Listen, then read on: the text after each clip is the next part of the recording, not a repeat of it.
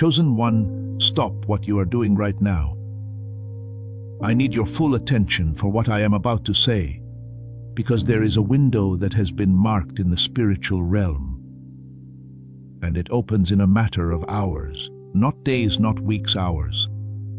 If you are hearing this message right now on today, at this very second, that is not a mistake. That's a level of coordination that most people will never understand. There will be 3 days off.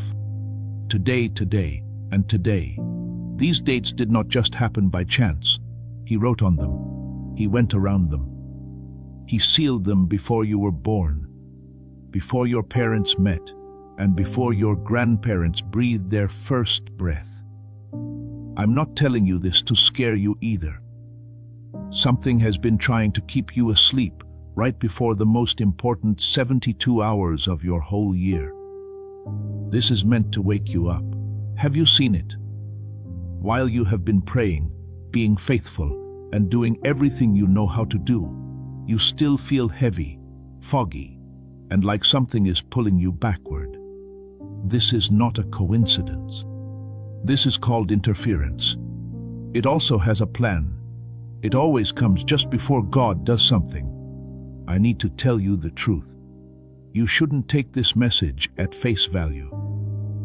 That's not noise to help you sleep on your way to work. What I'm going to show you in the next hour is a full map of what God has planned for these 3 days. Just what has been trying to stop you from getting it, and how to position yourself so that nothing slips through your fingers during this window. If you felt a chill or like something in your spirit just changed, being squished in the chest, sudden alertness that wasn't there, type the words that God told you to type in the comments.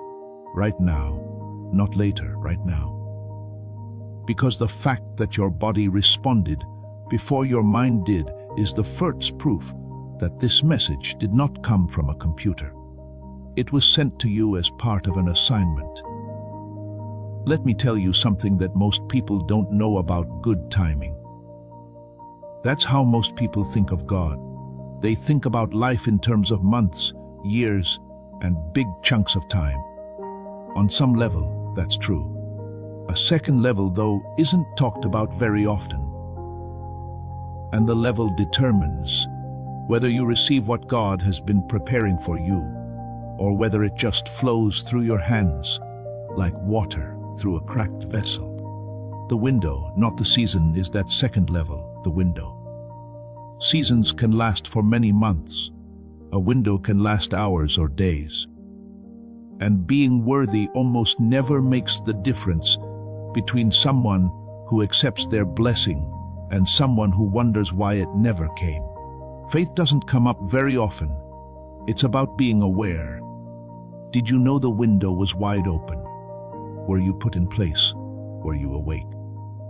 Maybe something else was pulling you in a different direction that you couldn't even name. I've seen this pattern happen a lot of times, and each time it's always the same. God is putting together something amazing. He sets up the provision, the link, the breakthrough, and the healing. He sets the window, and then it's like clockwork. Something moves against the person the window was meant for right before it opens. Something subtle, like a heavy feeling in the body and a cloudy mind, along with a sudden desire to pull away, be alone, and tell yourself that nothing is wrong, that you are just tired, that tomorrow will be better, and that there is no need to hurry. The design is in that subtlety. Because you would fight the interference if it were clear. You'd say prayers against it. You'd stand up and say it's broken. On the other hand, you don't fight it when it's your own tiredness, doubt, or realistic view of the situation. You agree with it. This agreement is what makes the window close while you're still standing in front of it. Tell me about what's been going on with you this week. You will keep giving it to the wrong source if I don't name it. You're more tired than usual.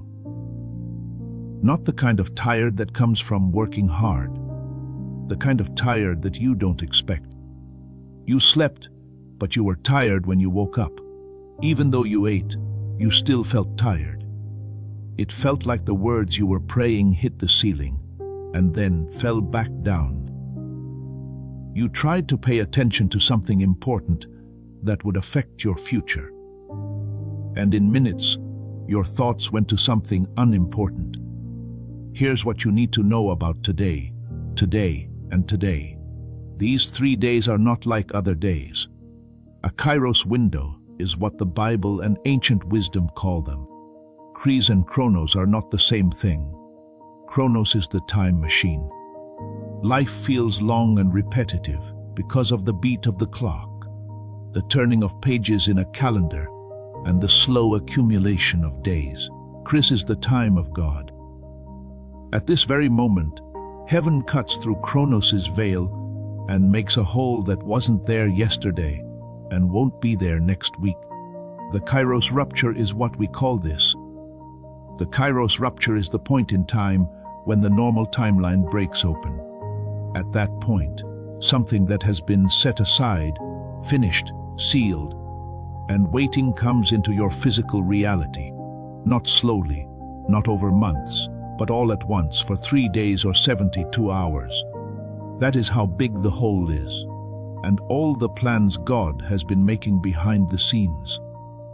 You've been praying for months or even years for the breakthrough, healing, provision, and connection. All of these things are set to come through this opening. But now comes the part that most messages like this don't include. The hard part is not the beginning. God took care of the beginning. The tough part is the person who is standing in front of it. Because a Kairos window doesn't make you use it. It doesn't put its arms around you and force you through. It opens and waits. The window shuts if the person it was meant for is fuzzy, distracted, asleep, agreeing with the interference, or working at only half their capacity. Not because God took it back, but because the receiver wasn't online. Take a moment to think about that. The provision was made. The breakthrough was set in stone. The healing was given. And the only thing that will change, whether you leave these 3 days changed or wondering what happened, is whether you are awake, clear, and ready to receive what has already been given to you. That's not religion. That's how it works. People who prayed for years missed it because they were too tired to see it when it came. People have been in the right place at the right time and not been able to see what was in front of them because their minds were not working at full capacity, which is not what I have seen. People who were clear awake and running on everything God made their mind to run on. Not more religious, not more disciplined, not more spiritual. When they walked through the window, it was like the door was made just for their frame. There is a reason you are hearing this right now. Not by chance, and not because someone told them to. Because of something spiritual that made sure you got this message before the window opens tomorrow. It's not even a question of whether God will move. He's going to move. When He throws something, the question is whether you will be awake, clear, and in the right place to catch it. That question may have just hit you deep in the chest, and you may feel a stirring that isn't anxiety, but recognition. Type the words. The reason I'm awake in the comments is that stating something is the first step in positioning it.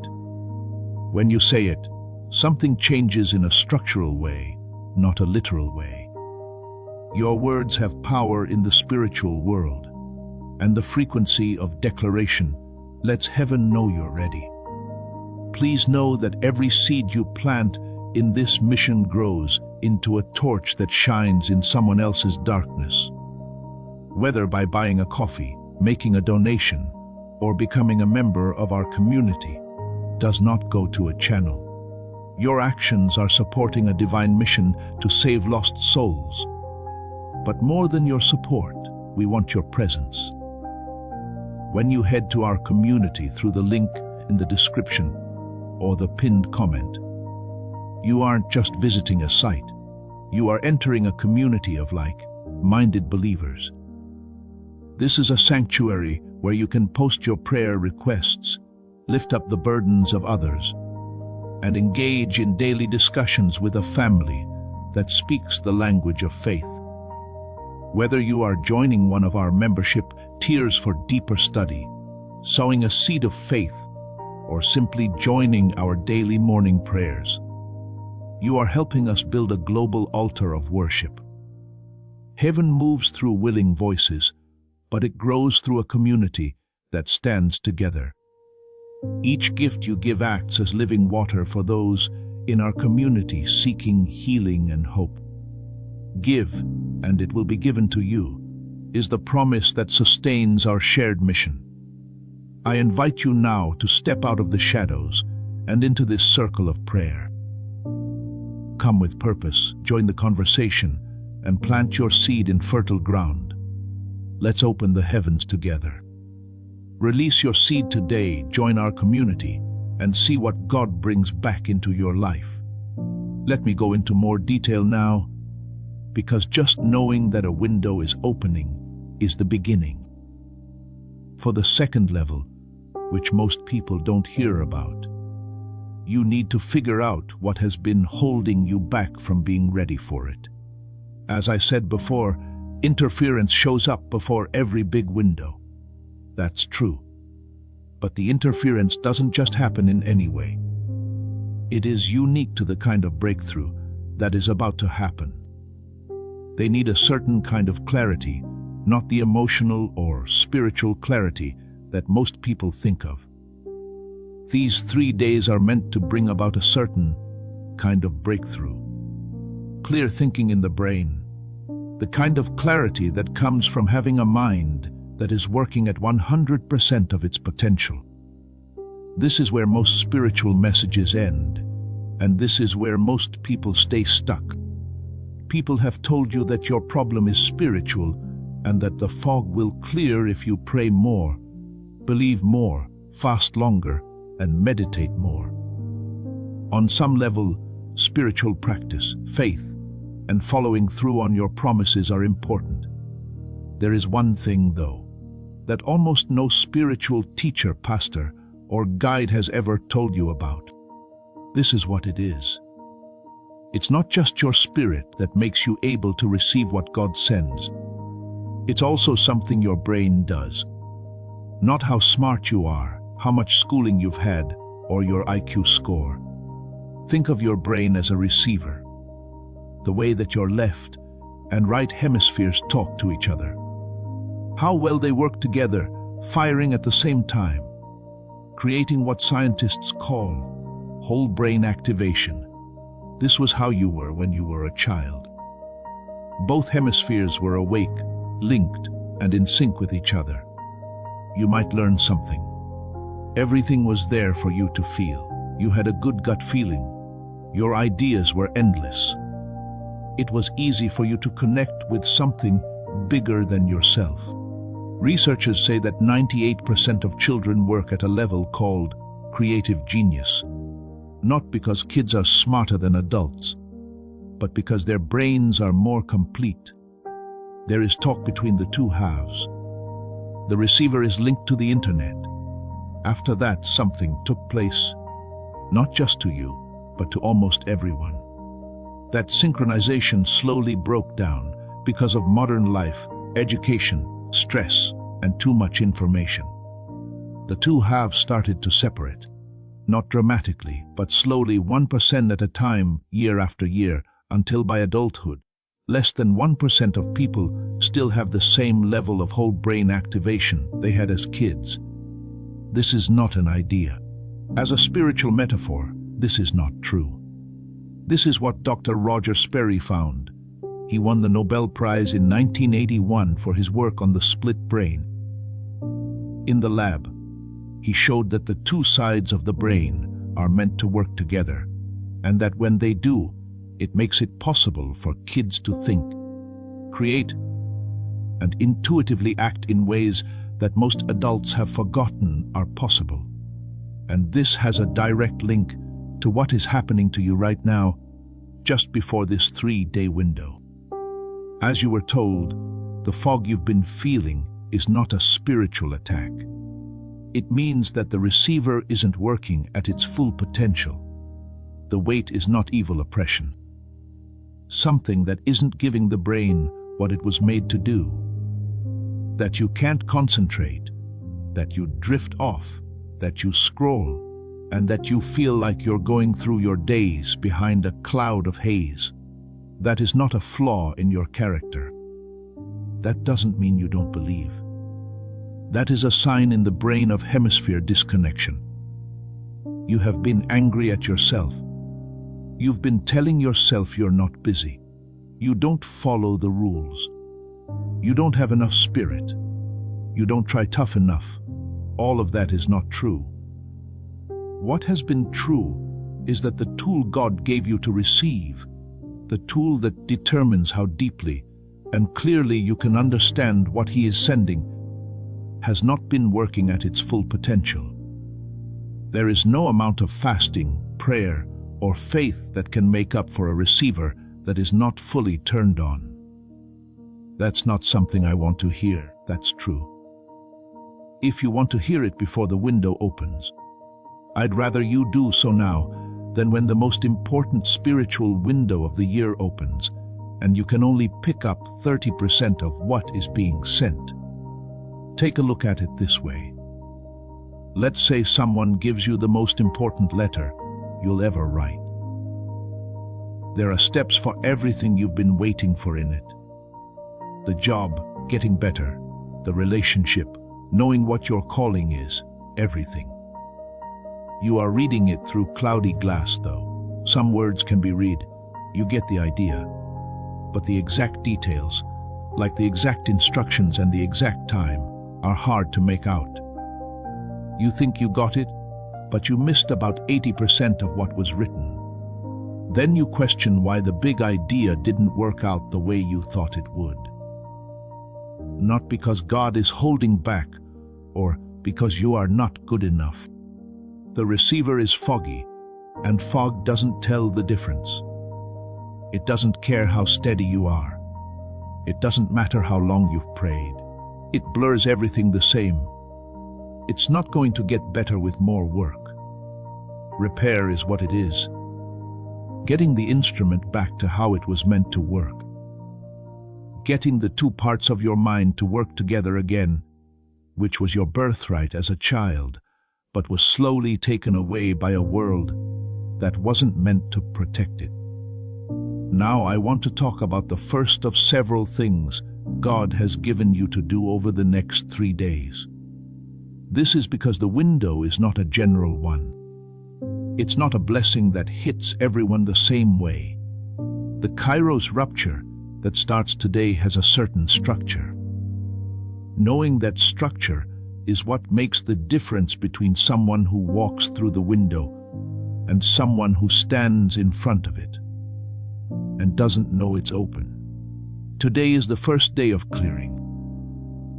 Today is the day that you can let go of everything that has been weighing you down, pressing down on your shoulders, and weighing you down because you didn't know you could. It's all going to be taken down. Not gradual removal, but removal all at once. When you wake up, something that has been with you for so long that you forgot it wasn't normal is gone. Clearing, on the other hand, needs cooperation, not hard work. Cooperation requires being aware of each other. To get rid of something, you need to know what it is. When the weight goes up, you have to be awake enough to know, so that you don't reach back for it without meaning to. That's how it works. God takes away the load. That person feels lighter, but then they pick it back up because they are used to it, and their nervous system doesn't know how to work without it. They bring up the worry again. They go back to the same old loop of thoughts. They call the person they no longer have to deal with.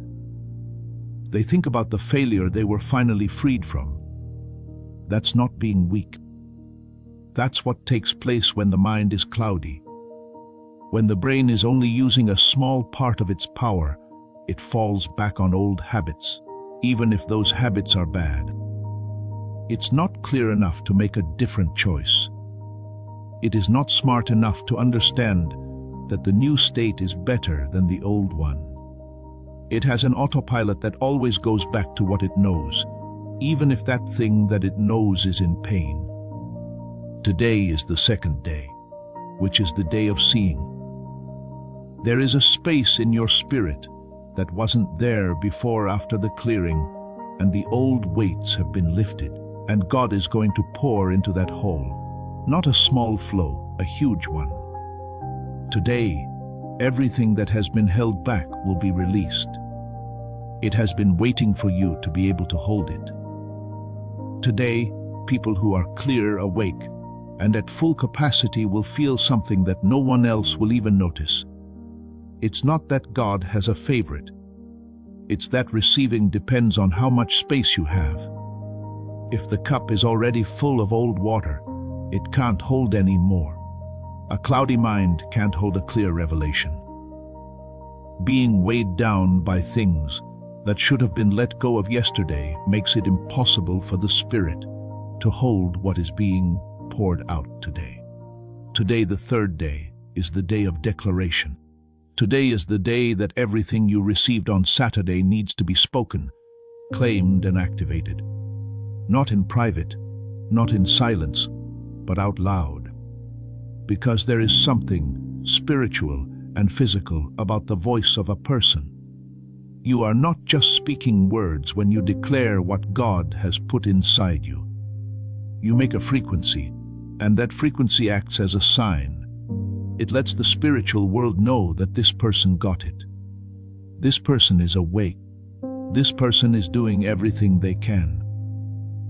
Now heaven can move on to the next part. If this structure makes sense with something you've been feeling, but not being able to put your finger on. If the 3-day plan only helped you express what was already going on in your mind, write 3 days in the comments. Not because typing is magic or anything. It's the first step of cooperating with what God is doing, even if it's just written down. The window stays open because people work together. Before we go any further, I need to talk about something that may be on your mind right now. There are some of you who are thinking, this sounds amazing. I know who you are because I have seen this pattern thousands of times. But I've heard things like this before. A lot of people have told me about windows, seasons, and divine timing. And I put myself in place. I said a prayer. I didn't eat or drink. I had faith, but nothing happened. After the window went away, my life looked the same as it did before. If that's you, please pay close attention to what I say. You were right. There was a window there. You really had faith. Your faith in me was real. What wasn't real was the thought that faith alone was enough to receive fully. Here is the truth that no one in your spiritual group ever told you. You went to the window with your spirit ready, but your receiver turned off. You had the faith of a giant and the brain power of someone who is trying to read a map through foggy windows. It's not your fault. You weren't told.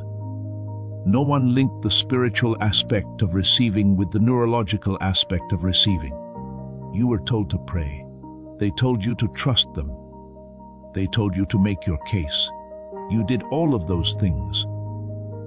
But no one told you that your brain, the part of your body that turns spiritual signals into conscious awareness, wasn't working at even a small part of its full potential. You didn't miss the window because you didn't believe in yourself. You missed it because your brain wasn't clear enough to understand what was being said. And just that one difference makes all the difference. since if it were about faith, you would have to make more of it somehow.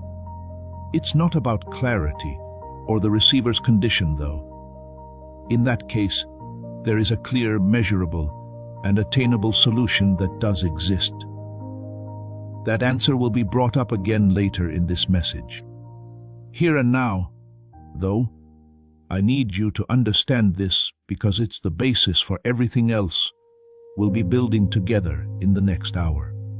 There is a window there. The task you're given is real.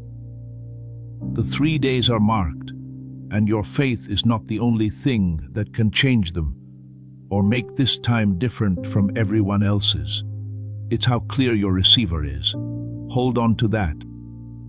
We are about to go a lot further. It's not enough to just know that interference exists. I want to show you something specific about what has been stopping you. You need to know how it's put together. Instead of fighting something you can't see, you need to see the blueprint of how it works so that you can take it apart on purpose. Something I call the threshold guardian does this. It's not a devil. It's not a person. It looks like a pattern. In addition, it turns on every time you're on the verge of a big spiritual change. When you are sitting still, the threshold guardian doesn't attack. Like any other week, it doesn't bother you when you're just going about your business. It sits there. It keeps an eye. And it starts working as soon as it senses that you are getting close to something real, something that could change your life. This is how it works. Pay close attention, because you will never be able to forget how this works. There are 3 steps to how the threshold guardian works. A distraction is the first stage. Not a big distraction, but a quiet one. A sudden need to do something about something that has been ignored for weeks. An argument that erupts out of nowhere with someone you love. A problem with money that needs to be fixed right away. You feel bad for days after having a health scare that turns out to be nothing. It seems like these things are just happening by chance. They make me think of life. But their timing is very precise. They always show up at the exact time that you need to be focusing on God and not putting out fires. The second stage is doubt. Once the distraction is no longer in front of you, a voice starts to talk. This voice doesn't sound like the enemy either. It sounds like you. It sounds like your own sensible mind making sensible decisions. It says things like, perhaps you're taking this too seriously. This 3-day thing could be just another message. It's possible that nothing important is happening. You might want to hold off on getting your hopes up again and wait and see. Does that sound like a good idea? That is the plan. There is no sign of evil coming from the threshold guardian. That's the voice of someone who is careful, who wants to protect themselves, who has been let down before and doesn't want to be let down again. You don't fight it because it sounds like good sense. You agree with it. You step back. You set lower goals for yourself. You tell yourself that you are being smart, mature, and realistic. The window is open the whole time. God is pouring, but you have your back turned 3 feet away because you heard your own voice telling you. There was nothing to see. The 3rd stage is being worn out. The threshold guardian goes for the body if distraction and doubt don't work. You feel tired all of a sudden. Your limbs feel heavy. You want to sleep even though you haven't done anything. And your brain fog is so bad that you can't hold a thought for more than 30 seconds. In this stage, most people think there is a health problem. They see a doctor. They take extra vitamins. They change what they eat. All of those things might help a little, but they don't get to the bottom of why the fog is happening, which is that it's not coming from the body. It comes from the space between the two sides of the brain, which has been getting smaller and smaller since childhood. The fog is not made by the threshold guardian. It makes use of it. Some of the most moral people I know have had this happen to them. There are people who fast and pray every day and have dedicated their whole lives to spiritual growth. They still miss the window when it opens. Not because they weren't dedicated, but because the threshold guardian found a weakness in their brain and used it at the worst possible time. The threshold guardian doesn't want you to know this, though. The gap can be fixed. The split between your two hemispheres won't last forever. It's not a sentence. That's what it is. Of course, things can change. Not by putting in more work or willpower, but by fixing the instrument itself and turning on the synchronization that was your birthright, your natural state, and your brain's design by God. And now, just 3 days before the most important 3 days of your year, you are being asked to receive from God at a level that requires the whole instrument, not the broken or foggy version. You need the whole instrument, the one you had when you were 5 years old and could sense things that adults around you couldn't. Before anyone told you what they meant, you could feel changes in the air. That part of you that knew things without being taught them and trusted what you knew without questioning. It is still there. It is not active. And the only thing that will change whether you walk through this window, changed or unchanged, is whether that sleep ends before today comes. I'm going to tell you about the second part of what God has shown me about these 3 days now. This is because the structure I showed you for clearing, receiving, and declaring is the macro framework. The big building is what it is. That being said, there are certain movements, moments, and hinges inside that architecture that determine how deep what you experience is. The next one is something that most people who hear messages about divine timing never find out. I call it the arrival paradox, and it's one of the most confusing spiritual forces in the world. This is what the arrival paradox is. It seems like the more you get close to what God has planned for you, the more resistance you face, but not from the outside. The thoughts, feelings, and nerves that come from you. The systems that are supposed to move you forward start to move you backward, just when moving forward is most important. It's not what you think the reason is. The enemy is not getting stronger. It's not getting worse spiritual warfare. It's your own internal architecture reacting to something new. Because this is what breakthrough doesn't tell you. Spiritual breakthrough isn't the only kind. It has to do with nerves. When you're about to do something you've never done before, or that goes beyond what your current patterns can handle, your brain doesn't cheer. Your mind goes crazy. It sees the unknown as dangerous. The new is seen as a threat, and it uses all of its survival mechanisms to get you to go back to what you know. Even when what you know is bad, this isn't a metaphor. This is well known in neuroscience. The brain is set up to find patterns. It makes models of reality based on what it has seen and heard, and it sometimes fights violently to keep those models alive, even when they are out of date, wrong, and harmful. If someone has been struggling for 10 years, their brain is set up to deal with it. Every brain pathway, every automatic response, and every thought loop has been changed by having problems. And the brain doesn't see freedom when God opens the door to something new, better, or that requires a whole new way of being. It sees that a system is broken. When it sees that everything it knows how to do is falling apart, it puts on the emergency brake. That's what the arrival paradox is. The internal resistance is tougher when the breakthrough seems more real. When you get close to the window, the pull back gets stronger. But the worst part is that the resistance feels like smarts.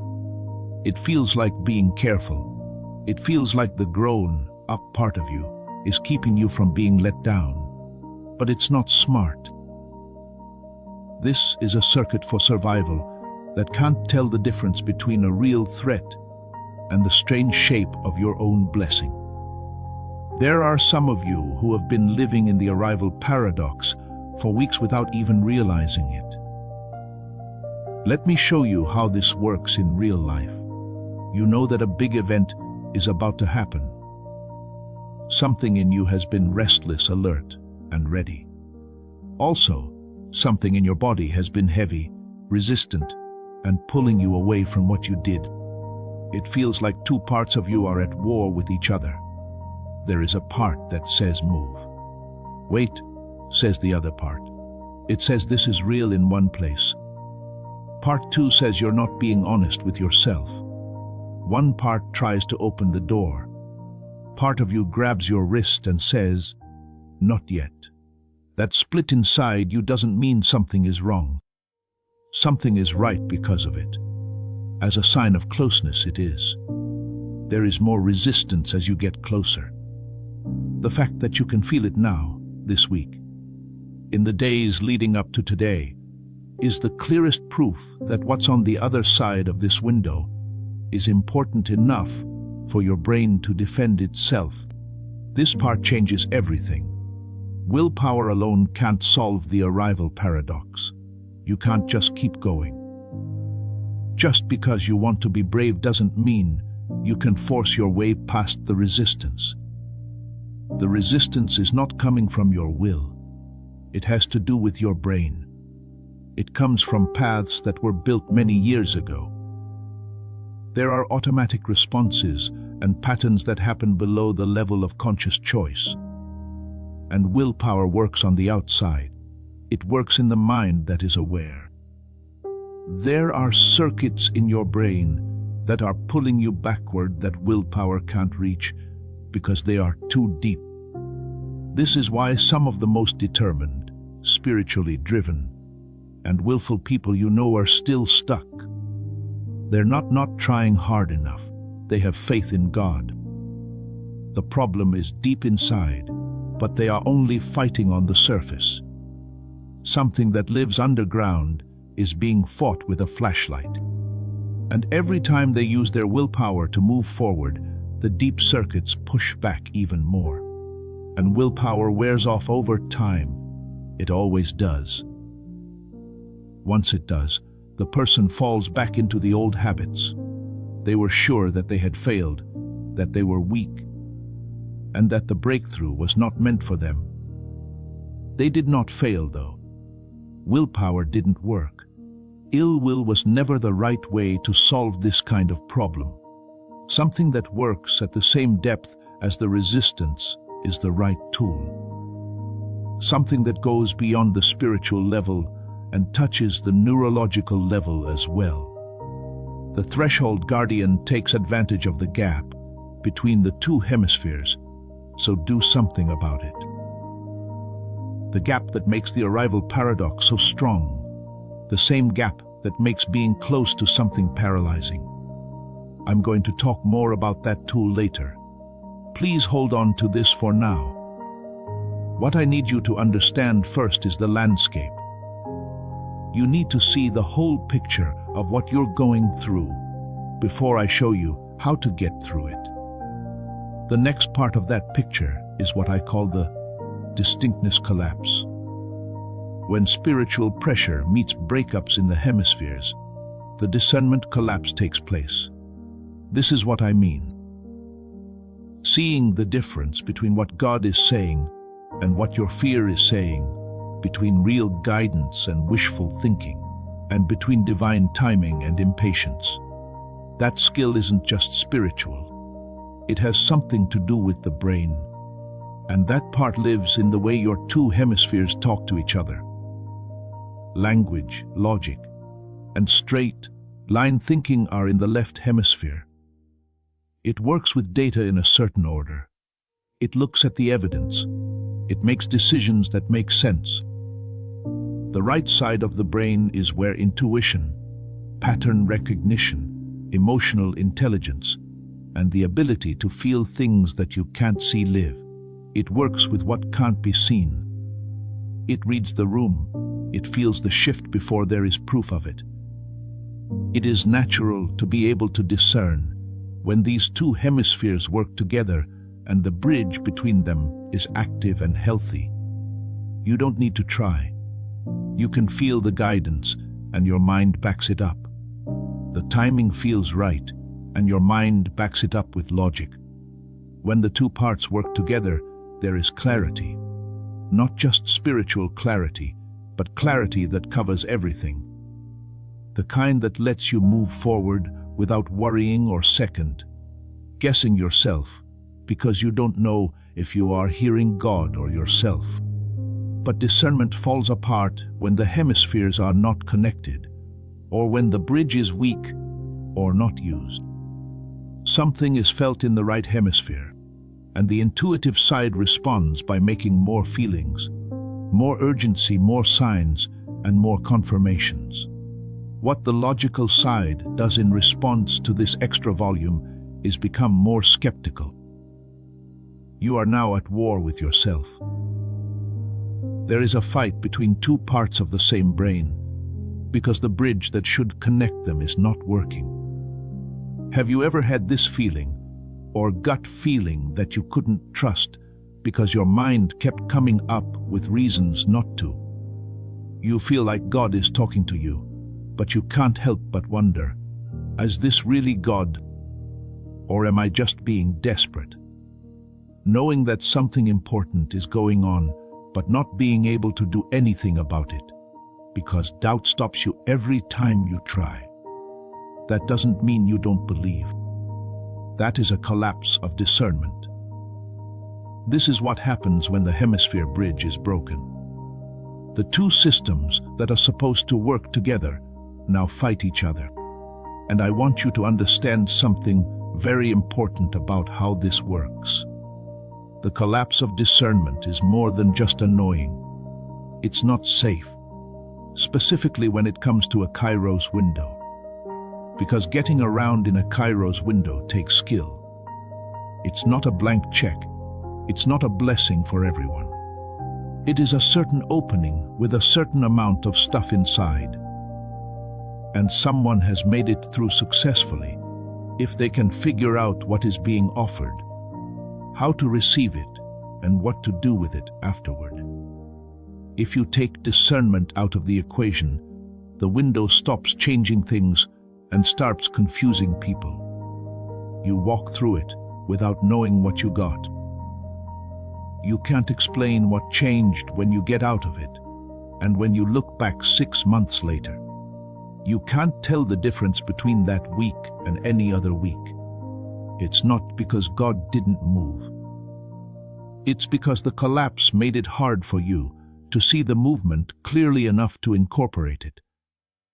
The signal was sent out. For the receiver to decode it, it was too jumbled.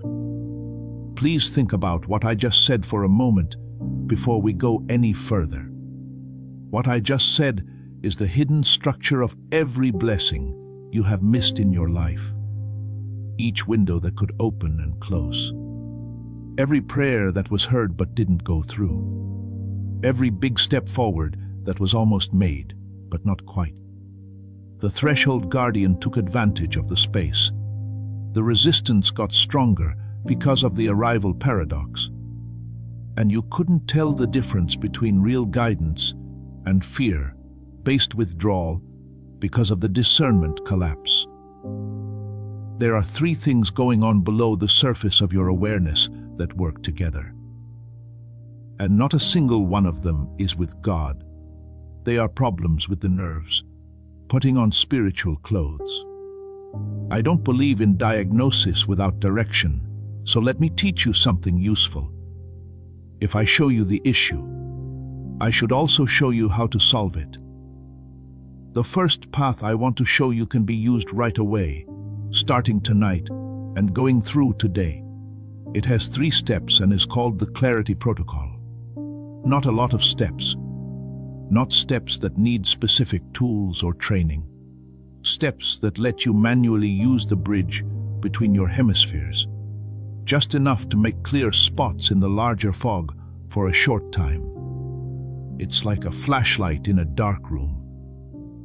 It doesn't throw on all the lights, but it lets you see well enough to take the next step. Step 1 is engagement on both sides. To do this, you need to make your left and right brain work together. This is the simplest way to say it. Close your eyes. Your right hand goes on your left shoulder and your left hand on your right. Take a deep breath in. Take 5 deep breaths. In other words, you are making a crossal activation. The left hand talks to the right half of the brain. The left hemisphere can talk to the right hand. The signal is sent to both hemispheres at the same time. It's easy. It doesn't look like anything. But on a neurological level, it fills in the blanks for a short time. It makes a temporary link between the 2 halves. And in that way, clarity shows up. Somatic grounding is the second step. Close your eyes and focus on your body after the bilateral engagement. Start by putting your feet down. You can feel them on the ground. Feel the weight. Check out the temperature. Pay attention to your legs, hips, spine, and chest as you move up. Don't think about how you feel. Feel it. This step is important because you live mostly in your head when the hemispheres are separated. Your thoughts keep going back and forth, your cycles of worry. Your body doesn't spin, but your mind does. The body is always in the present, and when you focus on your body, you become rooted in a place where the fog can't follow. The fog is not in the body, but in the mind. The question is the third step. Once you're back on the ground and both hemispheres are connected for a moment, ask one question. The question shouldn't be, what is my purpose? What does God want from me? Will I ever be successful? But rather, what is the one thing I need to let go of before today? Or, what is the one thing I need to be aware of when the window opens? Ask it once, and then be still for 60 seconds. Don't try to find the answer. Allow the answer to come to you. The 2 halves of the brain are talking to each other during the brief clarity that comes from the bilateral engagement and the somatic grounding. They can use discernment again when they talk to each other. Not permanently, and not in a way that lasts all day, but for a short time, in a small window of clarity in the bigger fog. When that time comes, the answer to your question won't come to you as a thought or a logical conclusion. It will come to you as a knowing, a settled, clear, unmistakable knowing that doesn't need to argue with doubt. It comes from a place where doubt can't get to. Do this again tonight. Do it before going to sleep, and work on it right away when you wake up today, because God assigned the first day to clear, and you need to know what is being cleared. The Clarity Protocol is the easiest way to get to that knowing before the full restoration.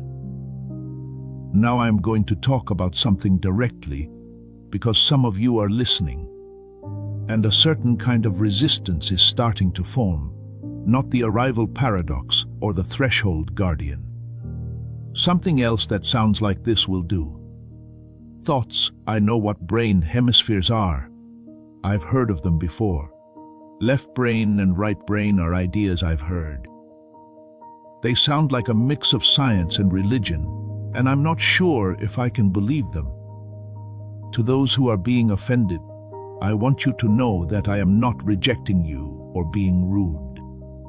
That kind of doubt is one of 4 types of resistance that show up in messages like this, and it has a name. It is the opposition of the smart person. These are the people who have read enough spiritual content to see patterns and enough scientific content to doubt claims, but they still feel like nothing fits. This is what I want to give you, not a response, but an invitation. The study I'm talking about is not on the edge. It's not a different choice. There was a Nobel Prize for it. There was nothing fishy about why Dr. Roger Sperry did not win the Nobel Prize. It was given to him for one of the most widely replicated and proven findings in the history of neuroscience. For more than 40 years, the split brain studies have helped us understand how the hemispheres move from side to side. When I mix science and spirituality, I'm not watering them down in any way. I want you to understand that the part of your body that receives spiritual information is affected by the same biological laws as every other part. To see, your eyes need light. To hear, your ears need to be moved. To fully perceive, your brain's two halves need to work together. It's not magical like that. That's anatomy. It's not a question of whether the science is true. Yes, it is. What you do with it is the question. And what I'm saying is that fixing the instrument doesn't mean faith is gone. It finishes it off. It gives your faith a clear path to follow instead of a cloudy one. It doesn't make God go faster. You can feel the movement that is already happening because of it. If that difference makes sense to you, if you can feel the difference between replacing faith with clarity, type those words in the comments.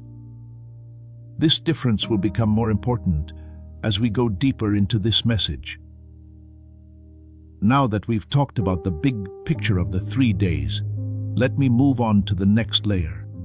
The threshold guardian, the arrival paradox, and the discernment collapse have all been named. The clarity protocol is a tool you can use right away. As this awakening grows inside you, know that helping with this mission is not a joke.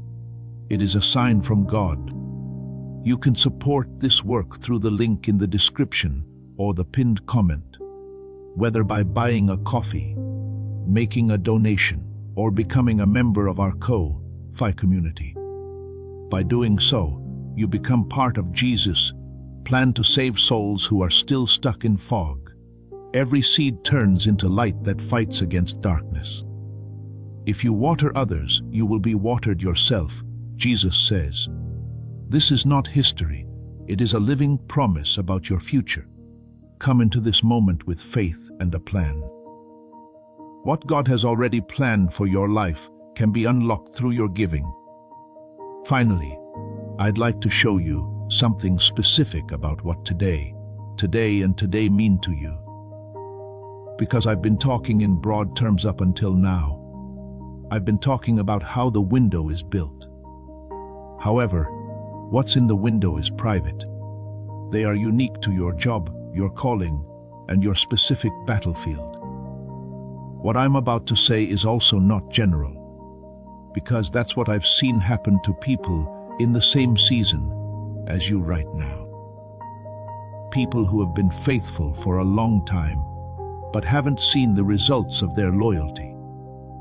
People who brought something heavy with them and didn't know they could put it down. People who have been told by others, their situations, and sometimes even their own minds that their best days are over. If that sounds like you, I need you to pay close attention, because the next part of this message will get to the root of what has been stopping you from receiving it. Most spiritual leaders never touch it either, because it makes them feel bad. Being honest is something that most people don't want to do. Because freedom is heavier than slavery, it leads to a kind of freedom that most people are not ready for. Whenever you've worn chains for so long that you forget how your arms feel without them. What I mean by root is what I call the success terror. I did not say fear of going wrong. A lot of people talk about their fear of failing. On top of it is fear of failing. That's the cover story. That's what you write in your journal, tell your prayer group, and tell your therapist. But there is a deeper fear that almost no one talks about, the fear of failing and the worry that things won't work out. The worry that things might work out. The fear of doing well. This is the fear of getting what you've been praying for. What happens when things go well? What takes place when the blessing comes? For what reason does the fog lift, the provision come, the relationship heal, and the calling begin? What do you turn into? Not only that, but who do you leave behind? This is not vague. Now, this is going on in your body. Some of you got a sick feeling when I named it. Some of you felt your face getting hot. Some of you had tears in the back of your eyes. Because there is no such thing as success terror. Because I've been through it. It's the reason you try to stop them. Putting off the things that matter the most is because of it.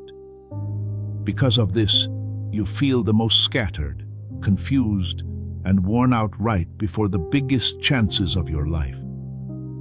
You've been telling yourself that the fog means attack, and maybe some of it is, but a big part of it is your nervous system putting on the emergency brakes because the end goal scares it more than the journey.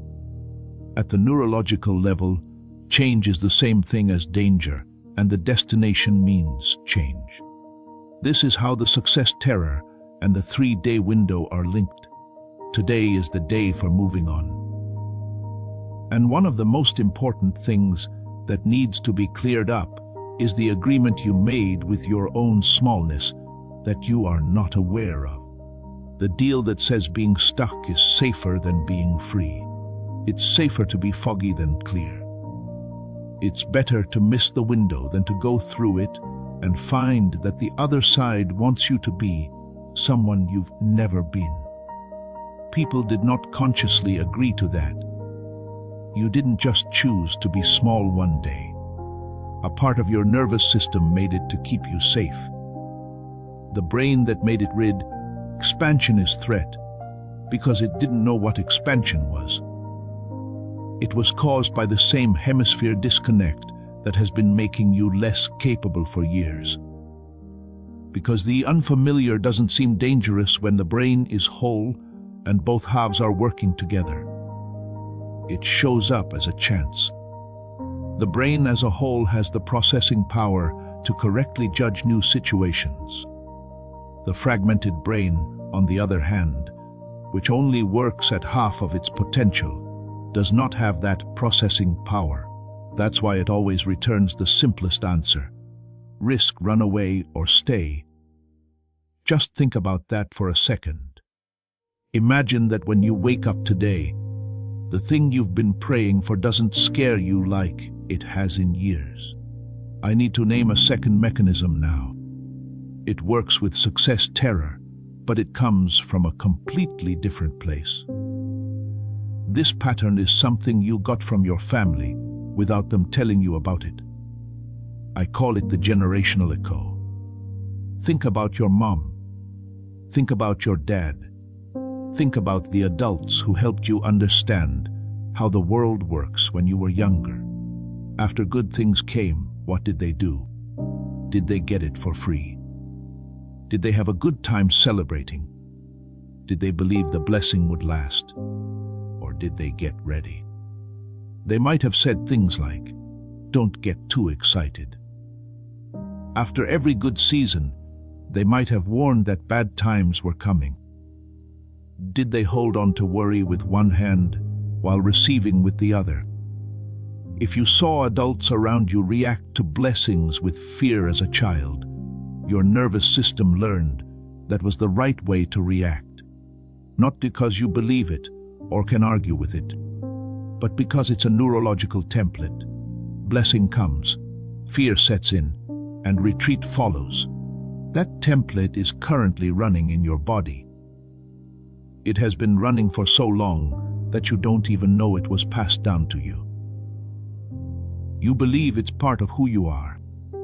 You think that you are naturally wary, naturally worried about good things, and naturally wary of seasons that seem too good to be true. You're not like that, though. That's what they were. And what they did became what you did, because a child's brain soaks up what adults do around it, like a sponge soaks up water. It doesn't filter. It doesn't evaluate. It can't say, "That's their fear." Not mine. I have met many powerful blockers, but the generational echo is one of the most sneaky and difficult to get rid of. It pretends to be wisdom. It tells you that being careful with blessings is mature, sensible, and the right thing to do. But it's not smart. Someone else's pain, disappointment, or experience of having good things taken away led to this pattern. It's living in your body like it's its own. Here is the link between these 3 days that I want you to hear. There's more to today than just getting rid of your problems. It's about getting rid of their problems. You've been carrying them around without realizing they weren't yours. The weight of generations that makes you tense up every time God moves. While the window is open, there is an echo that says, "Do not trust this."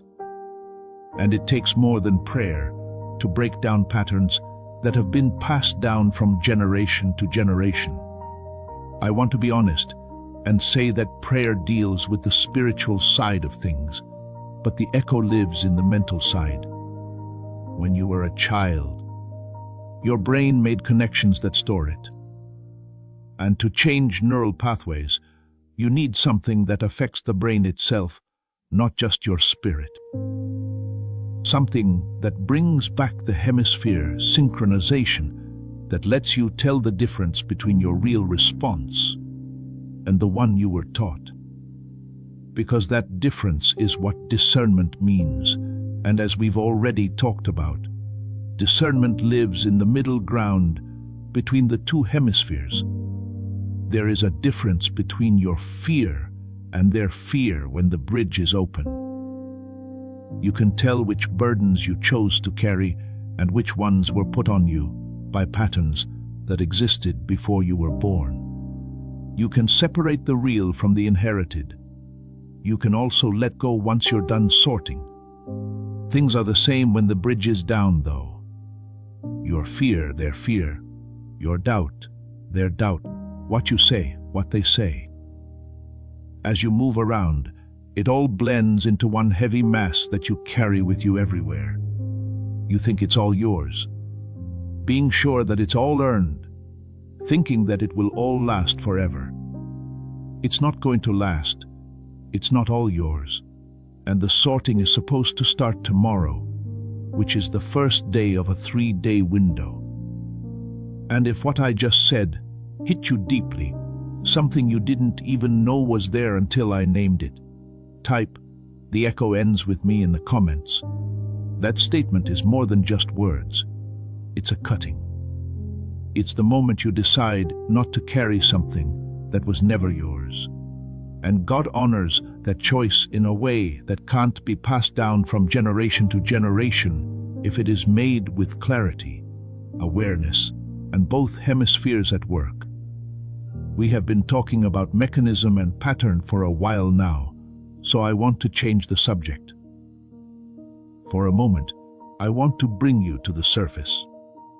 It's not that the depth doesn't matter, it's that the spirit needs a break between revelations. Take a moment to breathe. Take a moment to think about what has been said before we add more.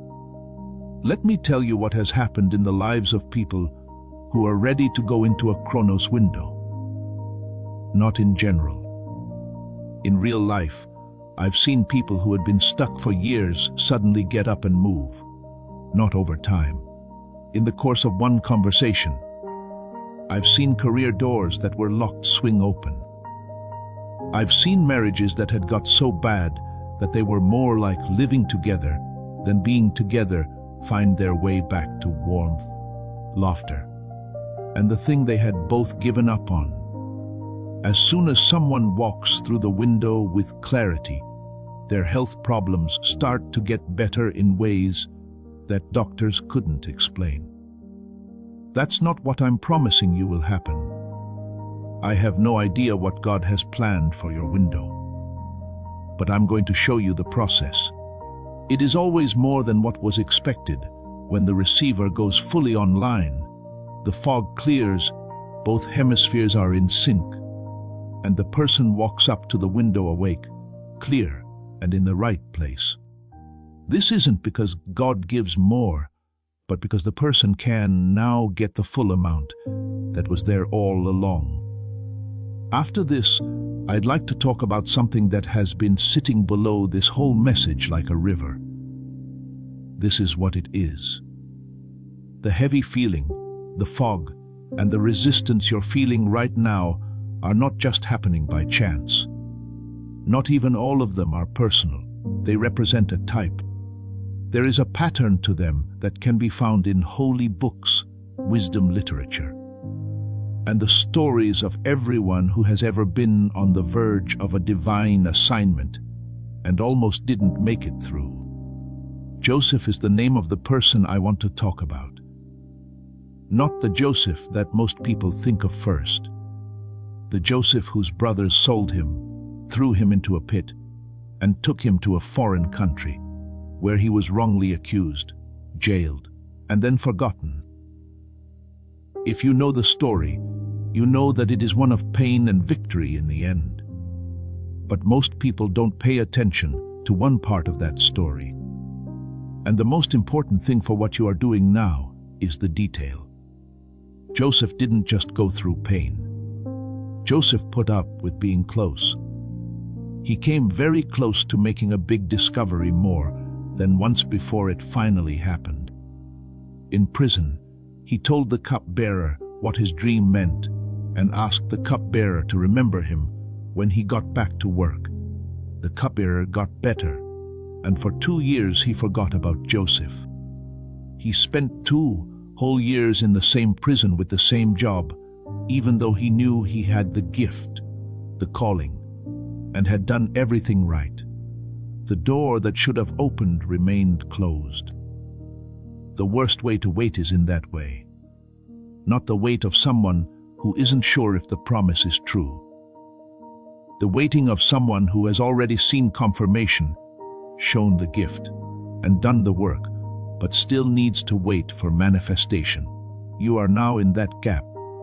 The confirmation has already been sent to you. You already know that the call is real. You've already caught a few moments or glimpses of what God is building. Then you sit in the prison of proximity and watch the door that should have opened. You wonder if the person carrying the cup forgot.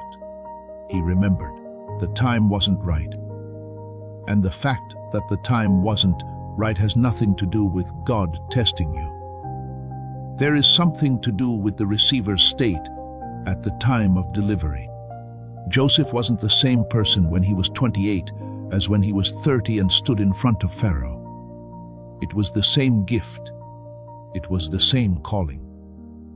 But they hadn't yet built up the strength to hold what was coming. And the 2 years in jail were not a punishment. They were setting up. They were the times when the instrument was being tuned to match the frequency of the sound that was about to be played through it. The time for calibration has come and gone. The 3-day window that starts tomorrow is not the start of your story. It's the end of a period of calibration that has been going on for months or even years. It wasn't all for nothing. Every disappointment, delay, and almost but not quite, was worth it. It was getting ready. And the preparations are almost done. This question asks if the last adjustment, the one that takes place between now and today, takes place with you aware and involved, or if it takes place while you are in the fog and don't understand why nothing is moving. Let's take a moment to hold something in front of you before we go on. Research labs have found something new in the last few years that most people who care about the things we've been talking about have never heard of. not because it goes against what is holy, but because most of us aren't paying attention to it. There is something about the way the mind is built that explains something that most spiritually sensitive people have felt, but never been able to put their finger on. They were led by a doctor in New York who has spent 20 years studying the human brain.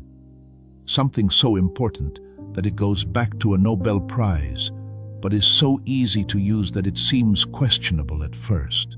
What they found will be in the next part of this message. But put this question on hold for now. If you don't think your mind is foggy because you're old, lazy, or spiritually failed, what is? What would happen if someone took away something from your brain that was your birthright and affects how clearly you can receive what God sends? What if you could get it back?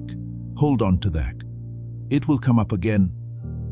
But for now, I need to talk about the specific things that are stopping you from getting full reception during this 3-day window. These are not the usual problems you've read about in other messages. These are the ones that are hidden, the ones that are so deeply rooted in your mind that you think they are your personality. What I call the unworthiness loop is the first hidden wall. This is how it works. It's a chance that God gives us. You can see it. You know what it is. It makes your spirit jump. Then, between recognizing and acting, a voice speaks. A quiet voice, not a loud one. It also says that this is for someone who is better than you, more spiritual, more disciplined, and who didn't mess up like you did. That person deserves this. The voice has already done its job before you can argue with it. You had your hand on the door, but now it's by your side. Your feet were moving forward, but now they're on the ground. Not because you chose to stop, but because the loop of unworthiness chose for you. Here is the way it works that makes it so terrible. The unworthiness loop does more than just make you feel bad about yourself. It makes you think that feeling like you're not good enough is okay. It makes you believe that not wanting to receive is actually a sign of humility. Taking that step back is a sign of respect. That "I'm not ready" statement is actually smart. That's why you don't fight it. You accept it. That's what you call spiritual growth.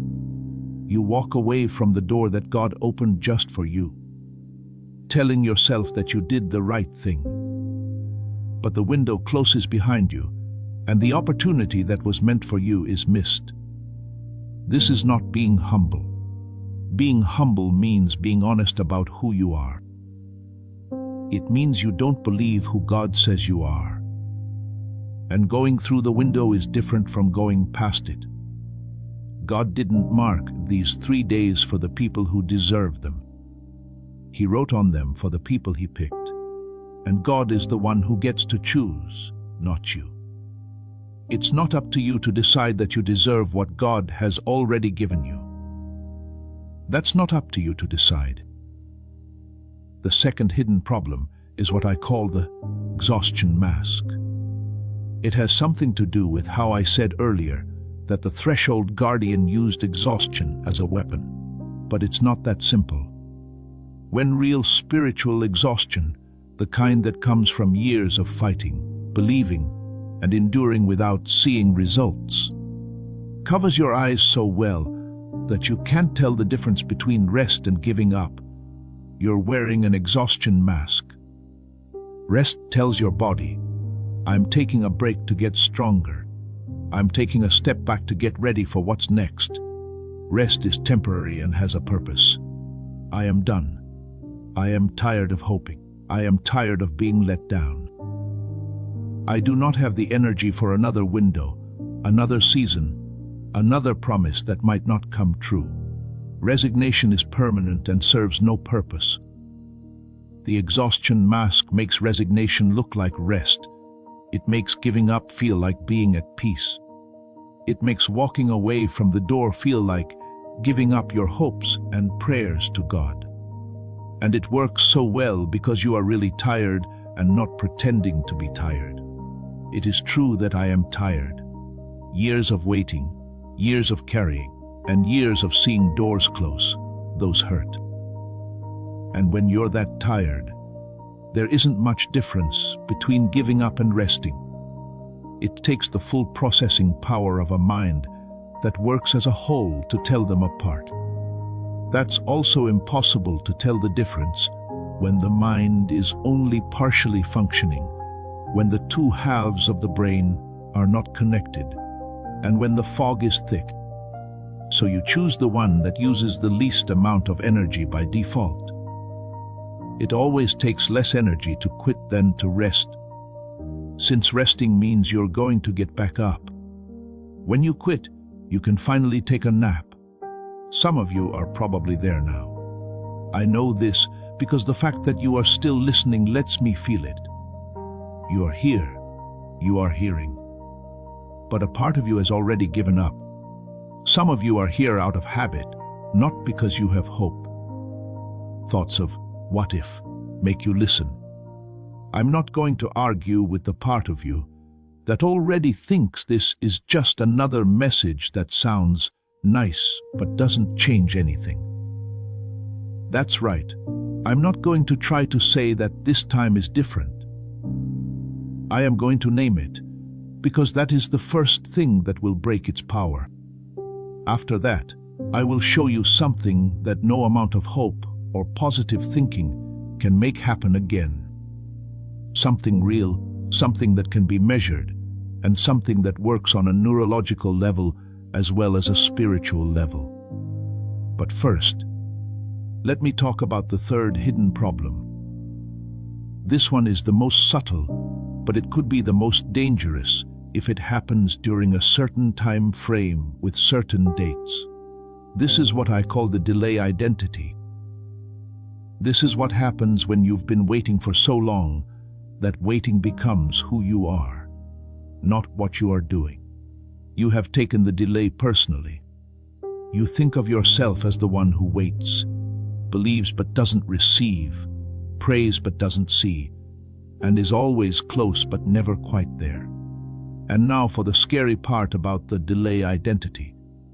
It doesn't want the wait to end, because the identity falls apart when the delay ends.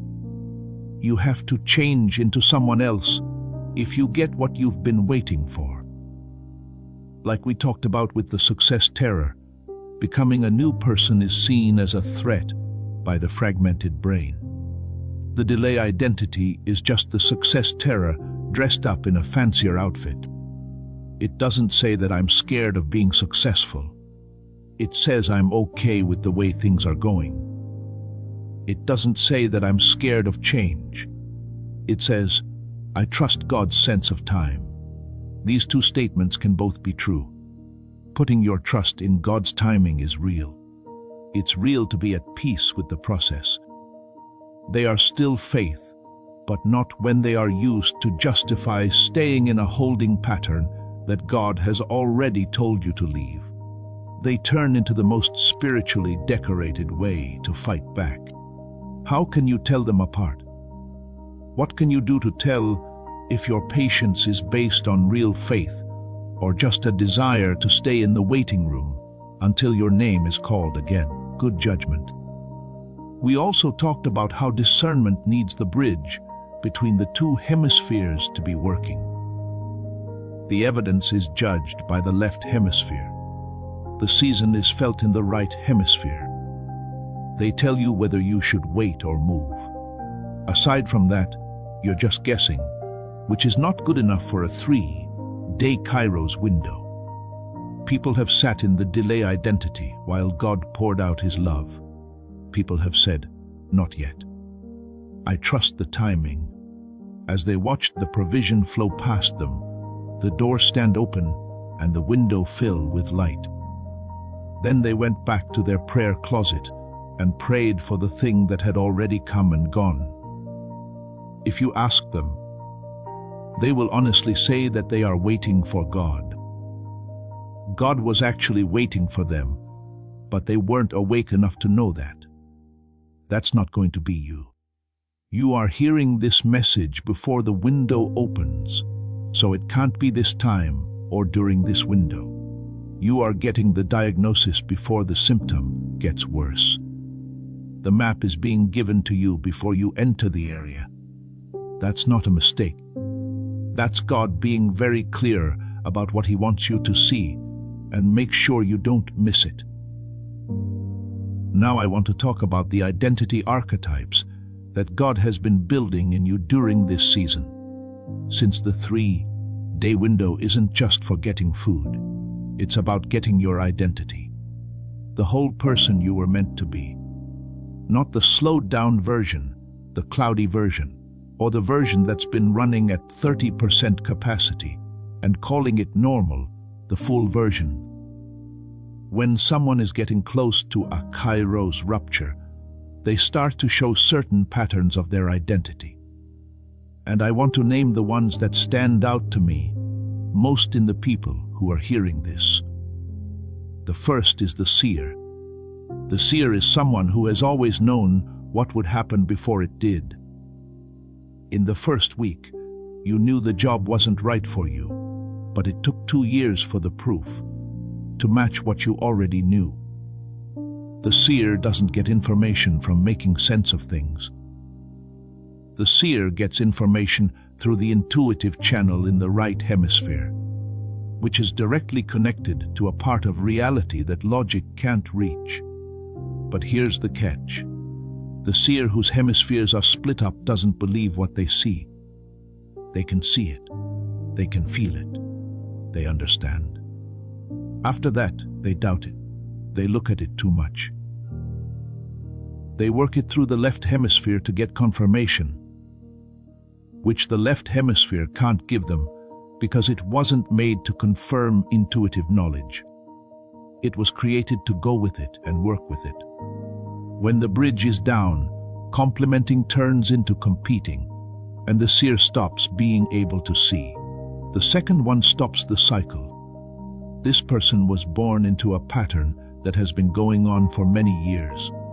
Being poor that gets passed down from parent to child.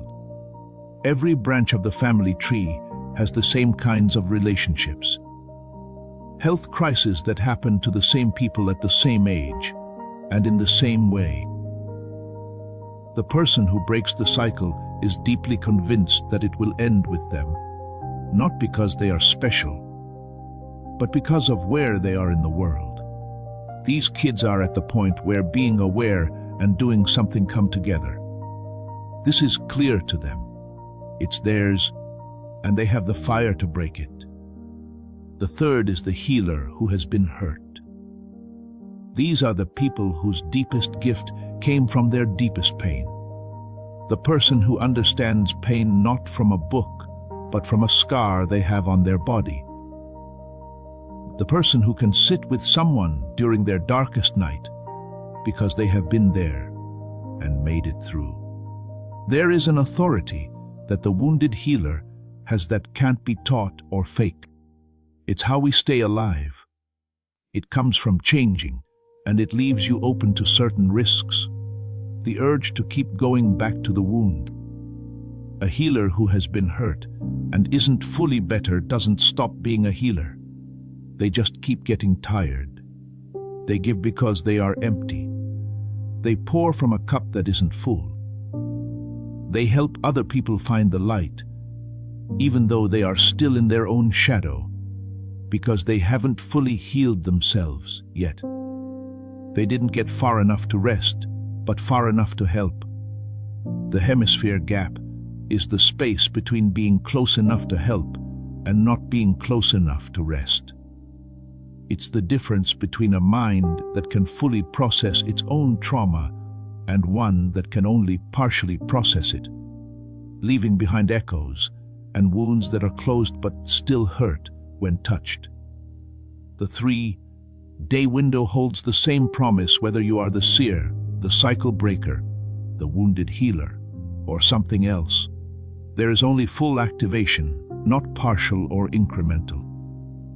That version of yourself that you catch glimpses of when you have clear thoughts, when you pray deeply, and when you dream clearly. That version isn't made up, it's like a plan.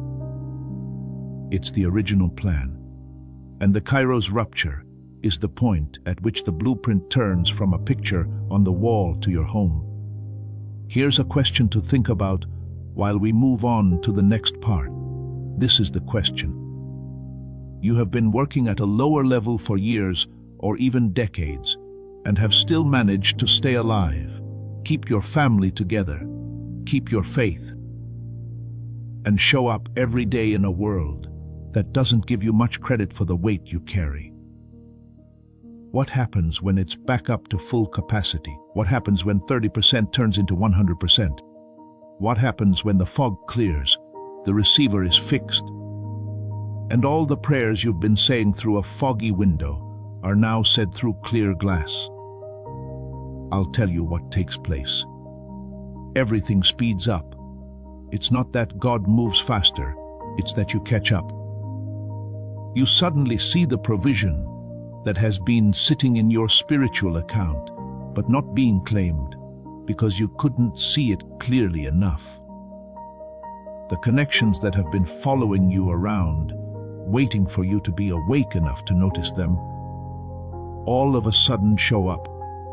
The ideas that have been trying to get into your head, but have been blocked by the fog, suddenly come through like light coming through a clear sky. That's what these 3 days bring. It's not a new blessing. The full receiving of blessings that have already been given, sealed, and put within reach. It's only been missing the clarity to see them and the strength to hold them. Things are going to change soon. Now I'm going to talk more about something that ties the identity archetypes to how these 3 days work. Being who you are is more than just a label. I'd like to share with you an idea that comes from the Hebrew language. Selim is the word.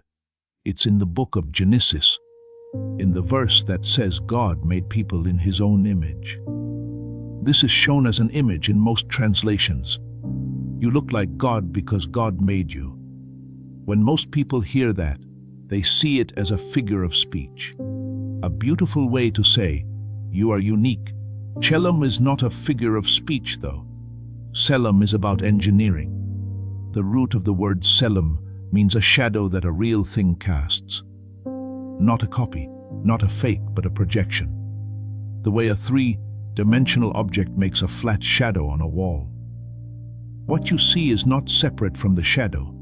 It's because of the thing. It moves along with what's moving. When the thing moves, it changes shape. It does exist, but in a smaller space. The thing itself can't do everything that it can. It can only project onto a certain surface. You are God's center. Being in a human body with a human brain in a 3-dimensional world is like seeing divine intelligence, divine creativity, and divine authority.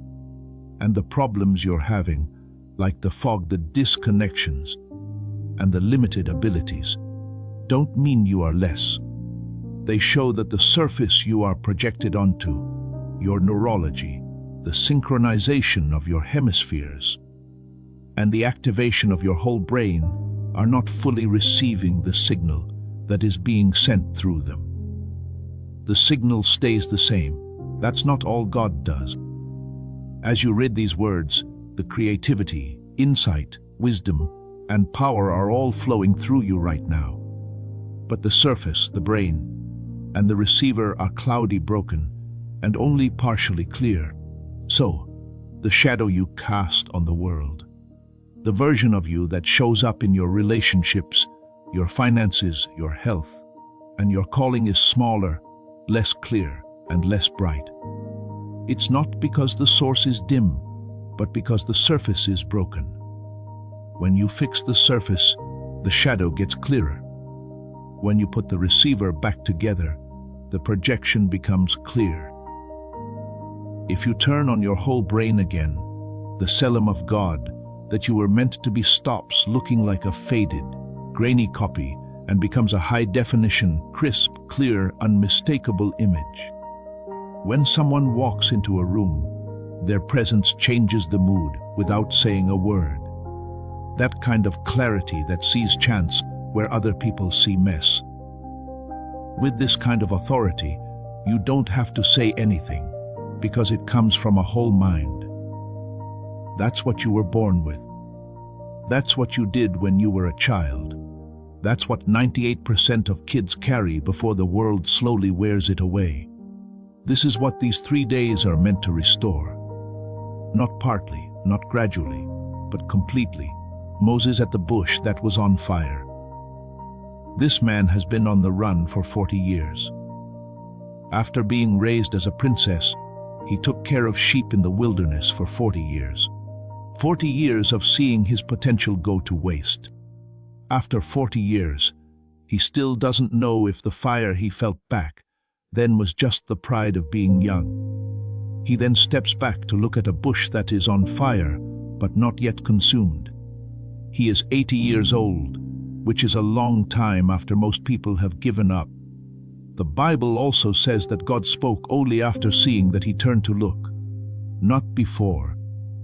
The voice didn't come until Moses showed that he was aware, alert, and willing to see something that most people would have missed. It wasn't like the voice was waiting for Moses to be better. It was ready to go when Moses woke up. That's how a Kairos window changes over time. God doesn't talk through fog. God's words are clear. God doesn't pour into something that isn't awake. God pours into a vessel that has turned away, noticed, and is awake enough to see the burning bush and interested enough to go up to it, instead of coming up with an excuse. You are getting closer to your bush that is on fire. The bush is made up of these 3 days: today, today, and today. It's not even a question of whether the bush is on fire. It's on fire. The question is whether you will blink, pay attention, approach with both hemispheres fully engaged, fully clear, with the receiver online, or whether the fog will make you think that these days are normal. They're just Saturday, Sunday, and Monday, that the fire you see is just heat shimmer and the stirring in your spirit is just emotion. The most powerful prophet of his time, who had just seen one of the most amazing displays of divine power ever recorded, was so tired that he felt hopeless. The answer from God was not a rebuke. God's answer was to rest. Bread and water were brought by an angel. He ate, slept, ate again, and slept again. And God didn't give the next instruction until the physical instrument was fixed. That pattern is very important. God didn't give Elijah the next task when he was already very tired. First, God fixed the instrument, which was the body, the mind, and the brain's ability to hear clearly. The still, small voice only then came. The still, small voice that can only be heard by a mind that is whole, a brain that is quiet, and a nervous system that is no longer in survival mode. It is not the fire, the earthquake, or the wind. Today is the bread and water for you. Today is the hearing for you. Your today is what's going on. But the voice has to come after the bread. For you, the bread is the receiver being fixed, the fog being cleared, the hemisphere being turned back on, and synchronization making it possible to hear the still small voice instead of just the noise. Deborah is the perfect example of a seer because both of her hemispheres are working at full capacity and her logic and intuition are in sync. She not only knows what God is doing, she also says it out loud. She can tell more than just the time. The army is led by her. She doesn't just get the revelation. She does it with great accuracy. It's not just a personal breakthrough either. It is freedom for the country. Because one person was working with full clarity, a whole generation was set free. That's how heavy these 3 days are.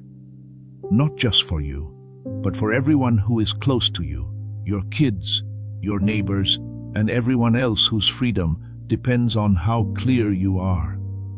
Because having a clear mind doesn't just make the person who has it happy. A ripple is made. The atmosphere it makes is great. It sets the stage for everyone in your area to start waking up to their own assignment. You're not just getting this for yourself this weekend, chosen one.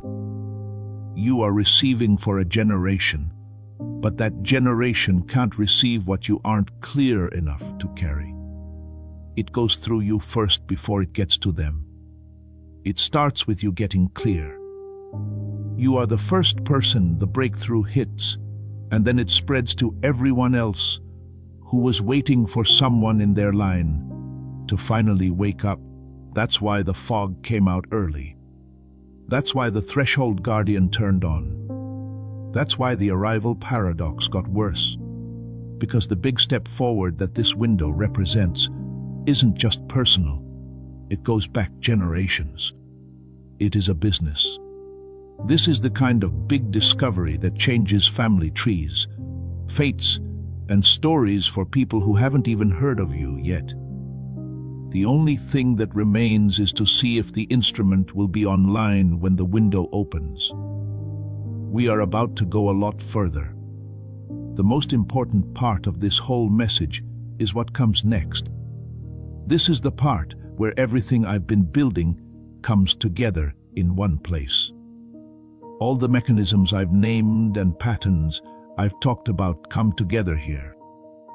That point is the clear, measurable, and attainable solution that turns everything we've talked about so far from a diagnosis into a plan.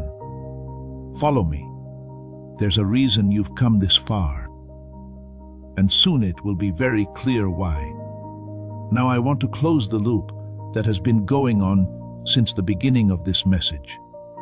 I told you I would come back to something that was found in research labs. I'm going to tell you now why I waited until now to bring it up. Now it's time for the answer. The exact answer, not a general one.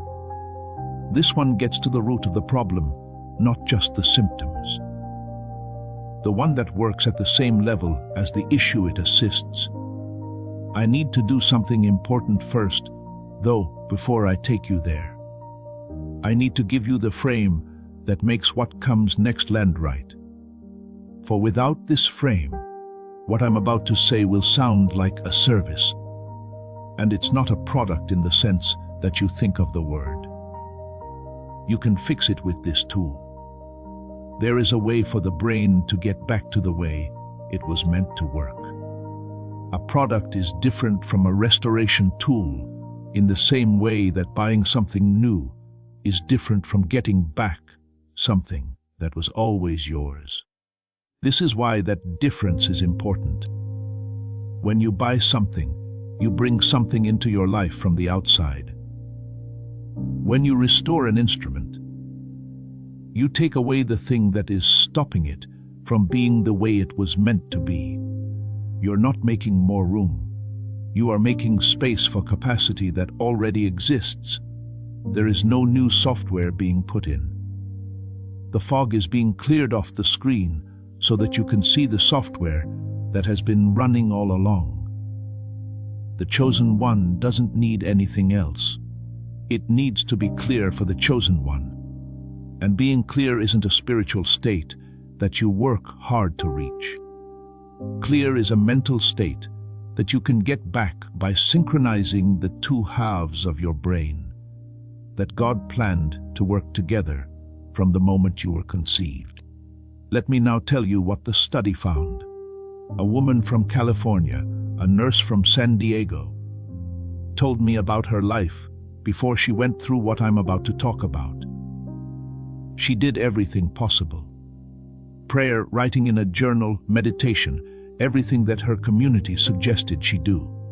She was honest. She was honest. She was always the same. She kept coming back to the same experience. She thought what they said. She understood what was going on. But she couldn't feel what was really going on. Not in her body, and not in the way her days were lived. It was like a glass wall stood between her and the life she prayed for. She saw it. She could explain it. She was not able to touch it. She said something got better after 10 days. She didn't even know what was blocked was opened. Like a channel that had been cursed, not because she worked harder or learned a new way to pray, but because the receiver had been fixed. A man from Texas talked about a similar thing, but from a different point of view. Someone who had spent years keeping things together for other people while his own life got thin and far away. Prayer, he said, was like talking to a wall. The signal was going out, but nothing was coming back. It wasn't because he didn't believe in God. The frequency was right, but the receiver wasn't working.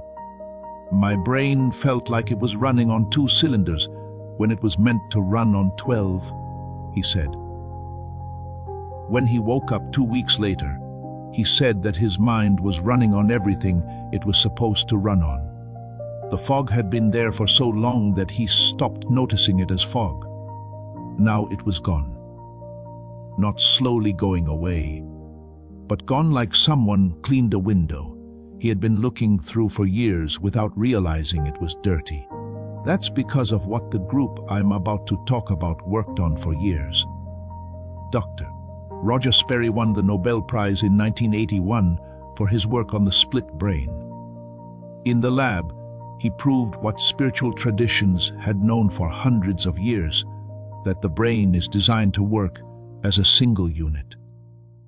2 hemispheres, one on the left and one on the right, that are meant to work together all the time. We call what happens when they do this whole brain activation, a mental, creative, intuitive, and spiritual state that most adults have lost touch with and have no idea how they got it back. His research shows that children can work at a level known as creative genius, not because they are smarter by nature, but because their brains are whole. Both hemispheres work together. Both are able to use the bridge, which is healthy and sending data at full bandwidth.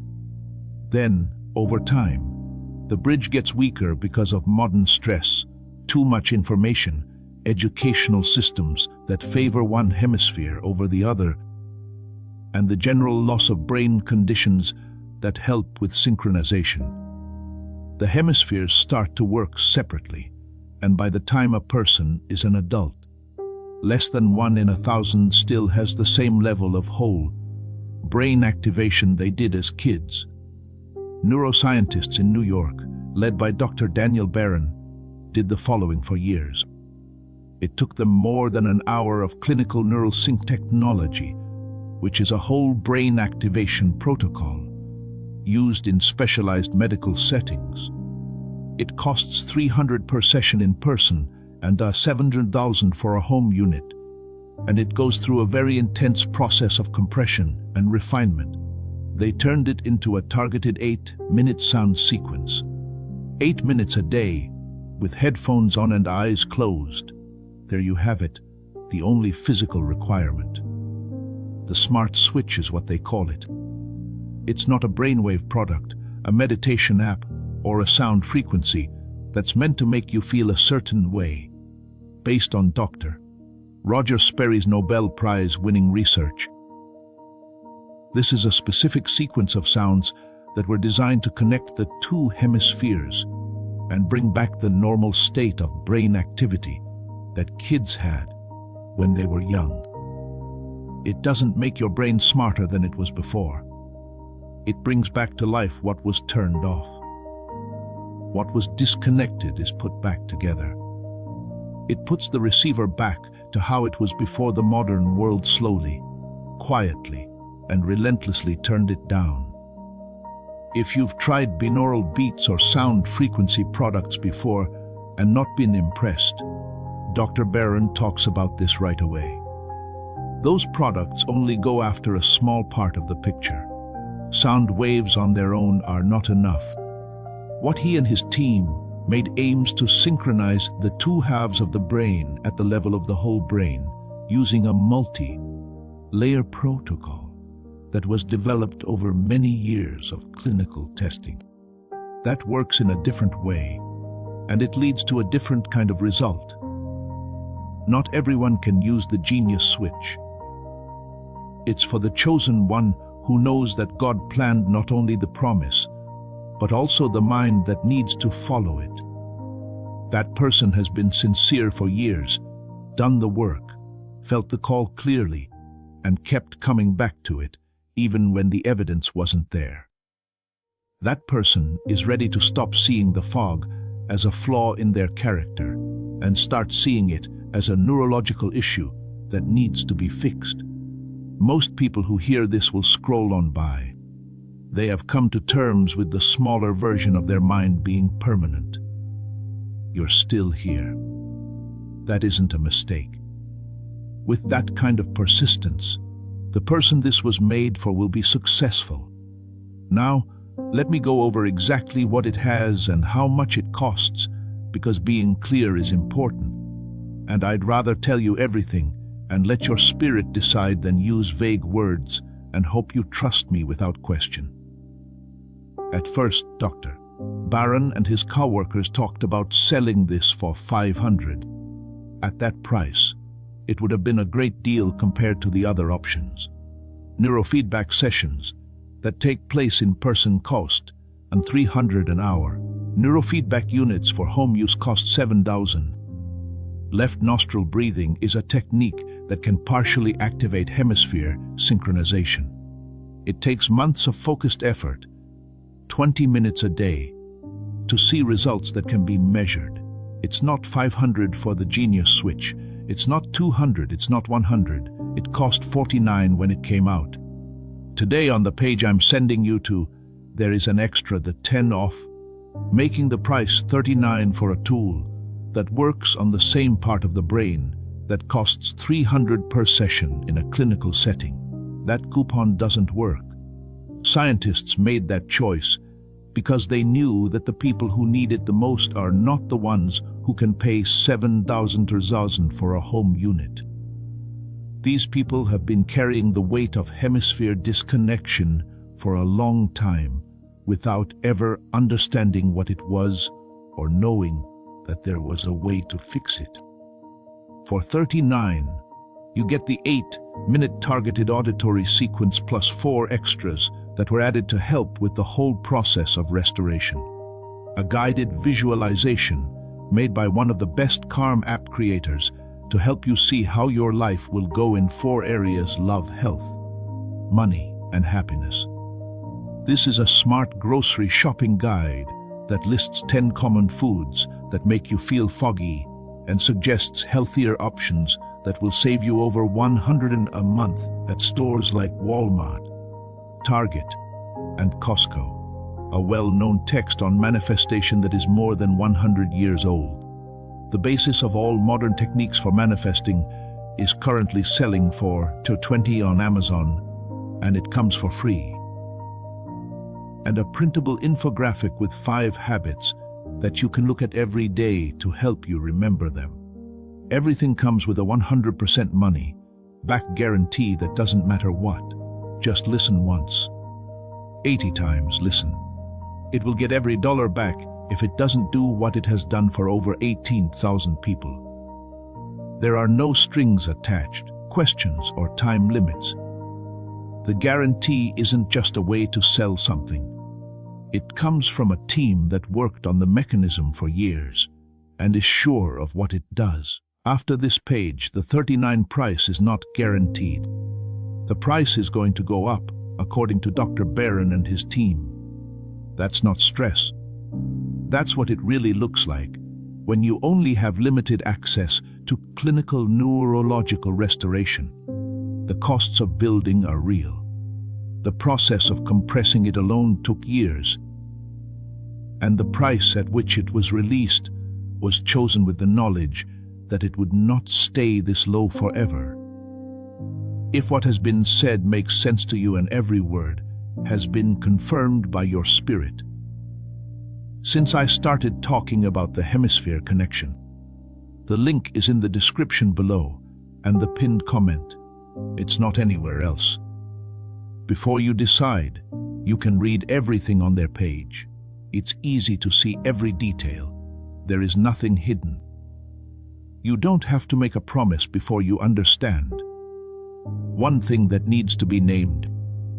You can find tracks and products with names that sound alike if you search the internet for something that sounds like it. They were looked at by Dr. Barron and his team. Most of them didn't have any neural sync technology built in at all. They used the name because there isn't much that stops you from calling something that. How it works is what makes the difference, and his team's work is the only place where it works. The only source that has been checked is the direct page. That's where the link below takes you. If your spirit has already confirmed, go there now if you feel that quiet yes in your chest. That yes that doesn't need proof, because it is proof itself. Before the window opens tomorrow, you should go. Because the 8-minute sequence that will be used tonight and again tomorrow morning before the Kairos rupture starts is what makes the difference between going into the 3-day window with a fuzzy receiver and going into it with the whole instrument online. The tool doesn't stand in for God. The tool doesn't take the place of obedience. It doesn't give up for you. The door doesn't close itself. You don't need any tools for what God is doing in you. But a tool that heals the receiver makes what God is doing land in the right place more often. God is not stronger because his mind is healed. You can feel the power that was always there better after doing it. Now I want to talk about something I know some of you are thinking, because I want to answer this question, since I have earned your trust over the last hour. Some of you are wondering if the issue is neurological, and the answer lies in science. Where does God fit in? Does using a scientific tool to fix the brain make people less religious? Does it lessen the spiritual journey? That makes me want to ask a question. You broke your arm. Do you pray that it will heal, or do you go to the doctor? A lot of people answer both. That answer is also right. Prayer takes care of the spiritual side of healing. The doctor talks about the physical side, and putting a broken bone back together is not seen as a sign of lack of faith. No one is accusing you of putting God down by using the medical knowledge that God gave people the ability to learn. The brain is an organ, just like the heart, lungs, and kidneys. It has to deal with the same physical laws as every other organ. It could get broken. You can weaken it. If researchers like Dr. Roger Sperry and practitioners like Dr. Daniel Barron use the knowledge that God gave them, it can work below its designed capacity and be fixed. This is not a departure from faith. Putting faith to use in the widest sense possible. Faith that God made the brain to be whole. Faith that the breakup wasn't his idea and is just the result of a world that wasn't made to keep it going. And faith that restoration is possible, not by wishing, but by taking specific, scientifically based action that gets to the root of the problem. If that difference strikes a chord with you, if you think that combining faith and science can help you understand things better, instead of making them less clear, type whole mind in the comments. Because being able to hold both the spiritual and the scientific in the same hand, without feeling like one is less important than the other, is a sign of spiritual maturity. This is also the exact position that will help you receive all that these 3 days have to offer. And to the person who was chosen and felt something stir when the mind restoration was described, that person who knows that the instrument is just as important as the intention, the door is still open. in both the description and the pinned comment. It's only a small step, but big changes have come from small steps taken with a clear head. Now I'm going to get back to the main point of this message, because the section on products is full and what's left is holy. What's left is the part of this message that belongs to something bigger than a technique, a tool, or any other mechanism I can think of. The truth about who you are and what these 3 days will show you is all that's left. Wait, there's more. I need to get you ready for something, because most messages like this don't say what I'm about to say. And leaving out this fact is the main reason why more windows are missed than any other single factor. This is the truth. What this message has taught you so far is true. All of the things I said about the mechanism, the pattern, and the breakthrough beat, they are all true. It's all true. Everything you have learned so far will only work a small part of the way it should without what comes next. The deeper level I have been building up to since the first sentence.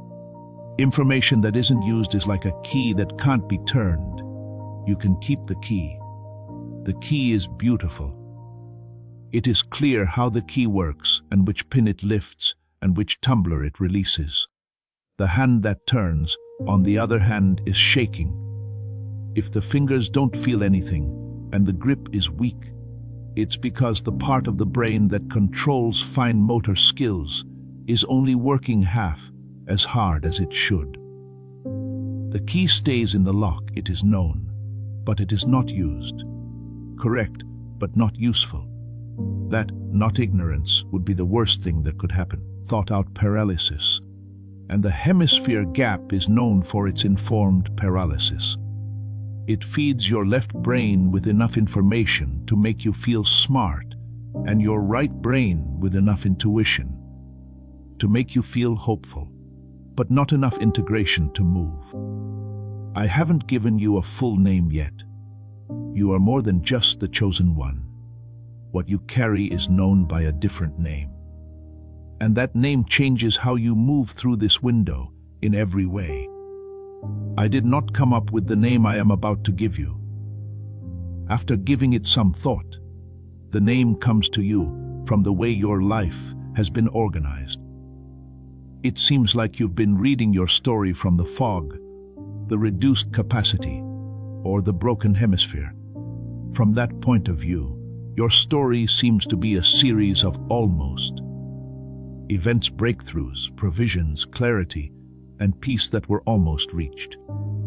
However, when the whole brain is working together, the mind is in sync and can see the big picture.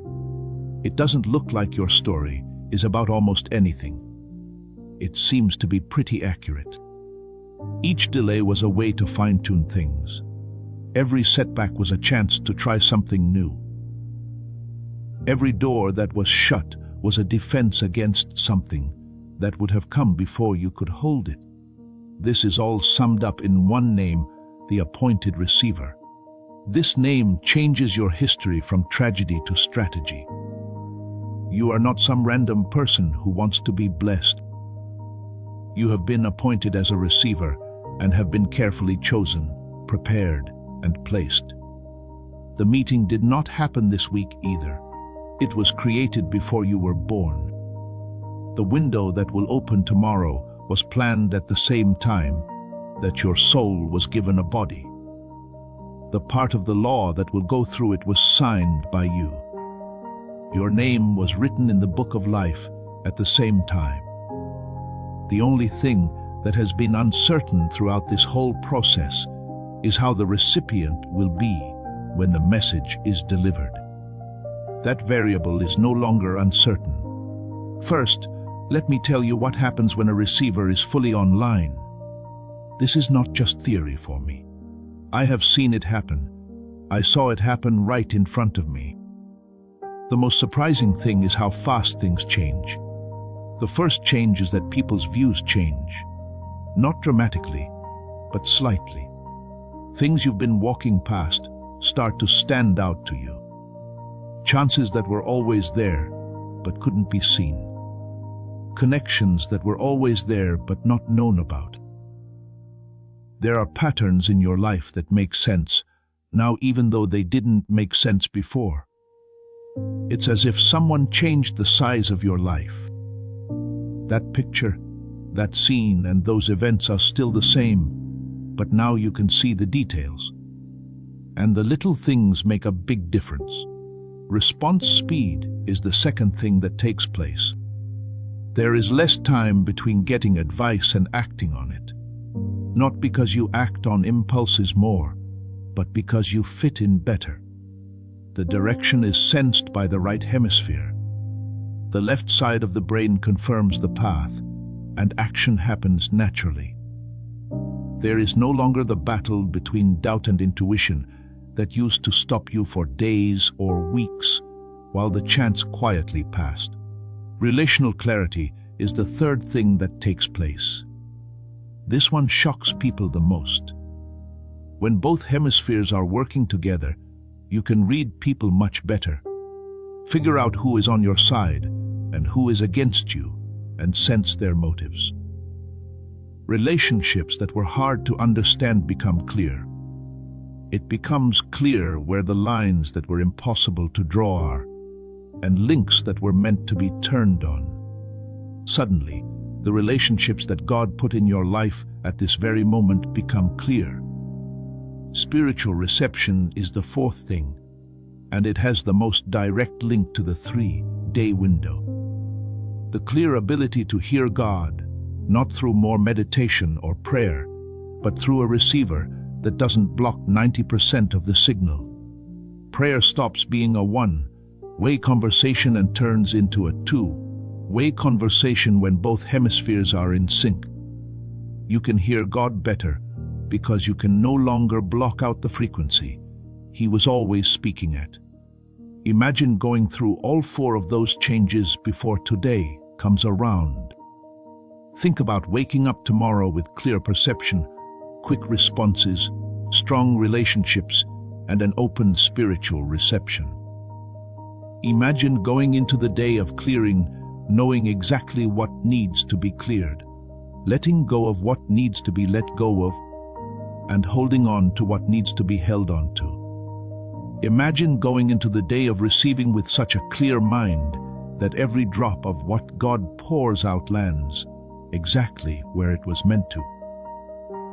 Picture yourself on the day of declaration with both hemispheres firing, both sides of your mind working together, and your voice carrying the frequency of a whole person, a full instrument, or a restored selim of the living God. That's not just a dream. That's what 18,000 people who used the 8-minute targeted auditory sequence that Dr. Barron and his teammate said. They're not all spiritual. They don't all speak the same language as me.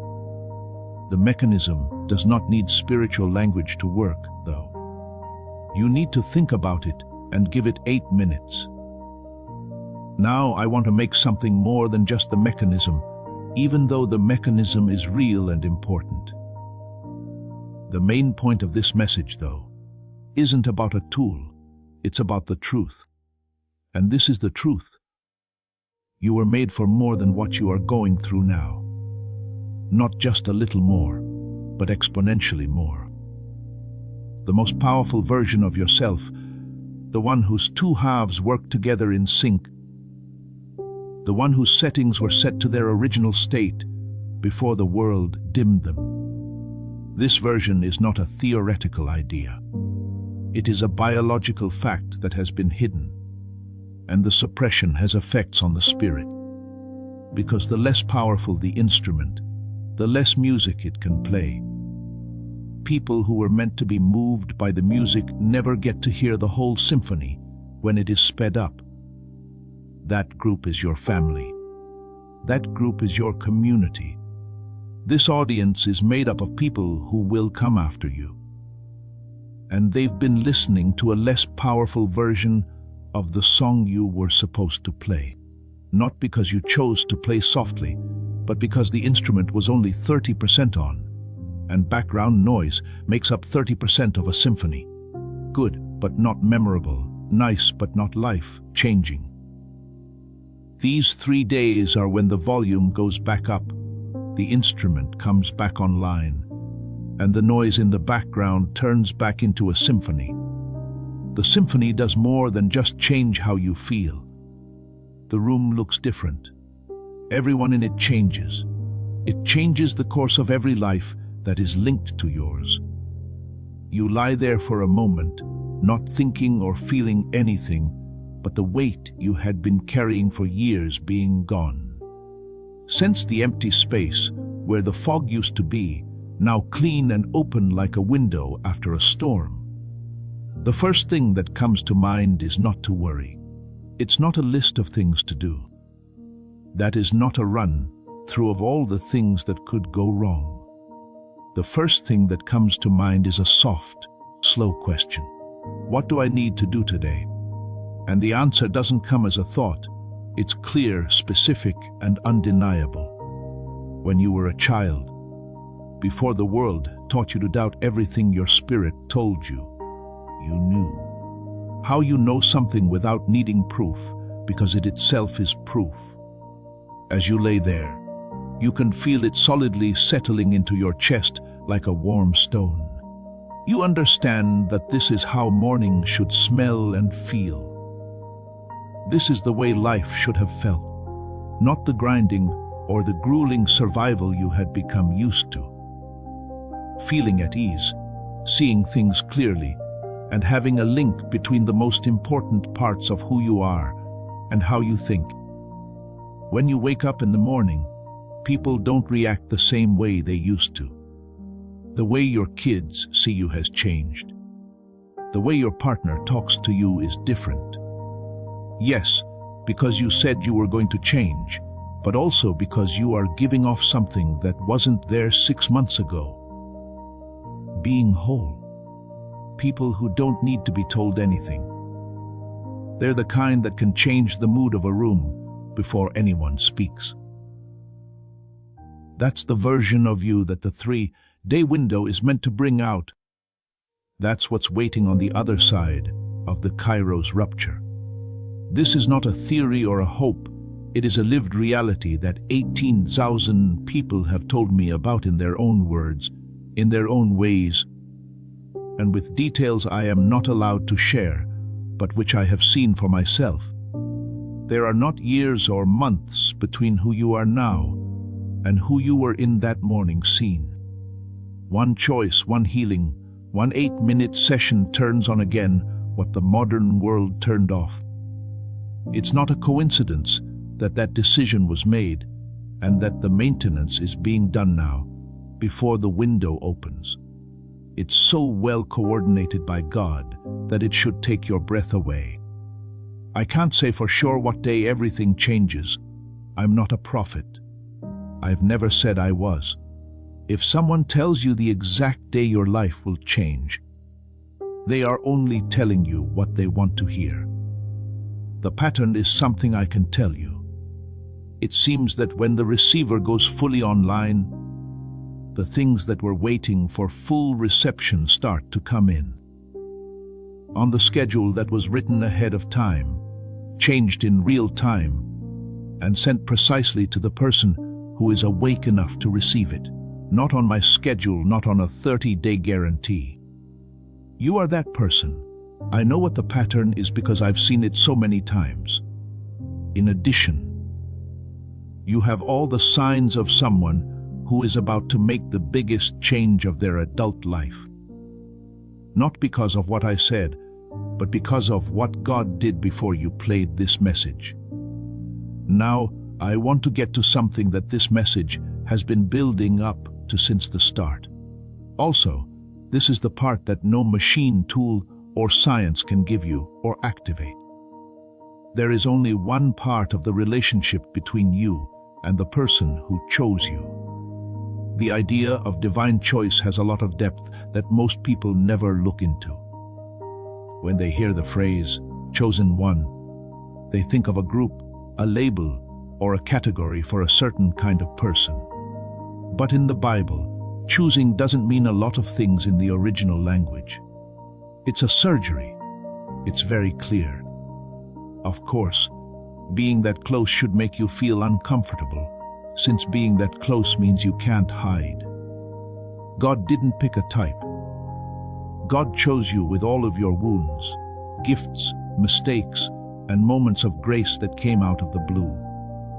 You are unique in that you are both broken and beautiful, which makes you indispensable to what He is weaving together. Not interchangeable and can't be replaced.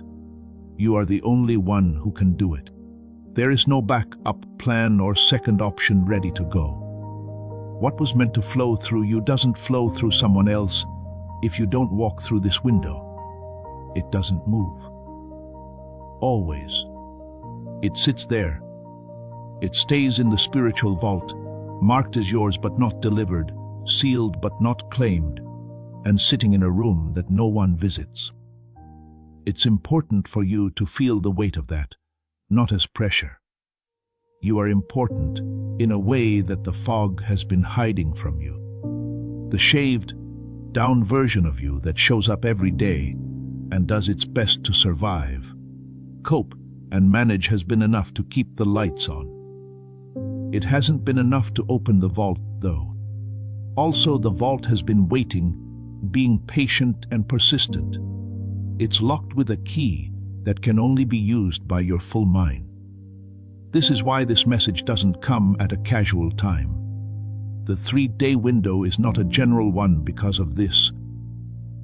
These 72 hours are very important because they are when everything comes together, like the fog lifting, the receiver restoration, the kairos rupture, the clearing, receiving, and declaring.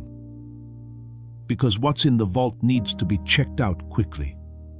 Not because it runs out, but because the world needs it right now. People who know you need it right now. People who are waiting for the pattern to end need it right now. In this case, no means today through today, as promised in the message. I'm going to tell you about a breakthrough that I've been holding back until now. I saved it for after we've talked about the product, understood how it works, and gotten to the point where the only thing left is truth. The raw, unfiltered, and uncomfortable truth about a pattern in your life that you have not only been denying, but also trying to protect. This is a pattern of what I call comfort addiction. It is the most advanced form of self-sabotage I have ever seen, because it doesn't look like self-sabotage. It looks like smarts. It looks like taking care of yourself. It looks like being aware of your limits is killing your future one easy day at a time. So this is how the comfort addiction works. Your nervous system has a normal level of stimulation, challenge, growth, and pain that it considers to be the norm. When you fall below that point, you get bored, antsy, and angry, and you want more. But when you go above it, when the challenge gets harder, when the growth speeds up, and when the discomfort of growth goes beyond what the set point thinks is safe, your nervous system pulls you back, not through pain, but through ease. It makes you want to go back to what you know, and all of a sudden you feel like you need to rest, pause, take a break, stop pushing, respect your limits, and be kind to yourself. All of those urges sound like good things to do. They are all good pieces of advice that a therapist would give. In the context of a kairos window, all of them are the comfort addiction that hides itself as self-care. And here is the mechanism that makes it solvable, instead of just saying what it is. There is no set point. It has to do with nerves. It was set up after years of use, years of the hemispheres being disconnected, and years of running at a lower capacity. High stimulation, high growth, and high expansion are too much for the foggy brain to handle, so its set point is low. It's set up for comfort, then. Once it's set up right, it defends that comfort with everything it has. but the set point automatically sets itself back to the right value. When the hemispheres line up again, the fog clears, or the processing power comes back on. Not by being strong-willed or pushing yourself too far. Restoration of the capacity is all it takes to make higher limits feel normal instead of scary. Not because you fought the comfort addiction, but because your brain no longer needs it. Because the brain now has the structure to get through the expanded state, it no longer feels dangerous. But the bridge can be fixed, and it only takes 8 minutes to fix. We've been talking about rules and patterns for a long time, so I want to take you somewhere holy. And something different is what your spirit needs. Your spirit needs water now. This is the water I want to give you. People don't know you in the same way that a teacher knows a student or a pastor knows a member of the congregation. Known in a way that only the person who made you can understand. Every secret thought, every midnight prayer, every tear that fell when no one was looking, and every moment of doubt that you never told anyone about because you were afraid it would keep you from getting the blessing is known. It doesn't get you kicked out. Nothing makes you ineligible. And you still have to do the assignment, even though your mind has been foggy. You have been given this task, even though you have missed many windows, been stuck in the waiting room for a long time because of the delay identity, or been told over and over again that it is better for someone else. It has always been true. And these 3 days are when the assignment goes from being hidden to being seen. I want to speak to you more deeply about what these 3 days mean for your inner world. Because the changes in the outside world, the provision, the connections, and the chances will come. They do come, though, because of something inside first. And the change that these 3 days are meant to bring about inside of you is what I can only call a soul recalibration. A certain state has been seen in people who are about to go through a big change. You feel very lost and confused, which sounds like a sign that something is wrong, but is actually a sign that everything is going great. This is what I call the threshold tremor.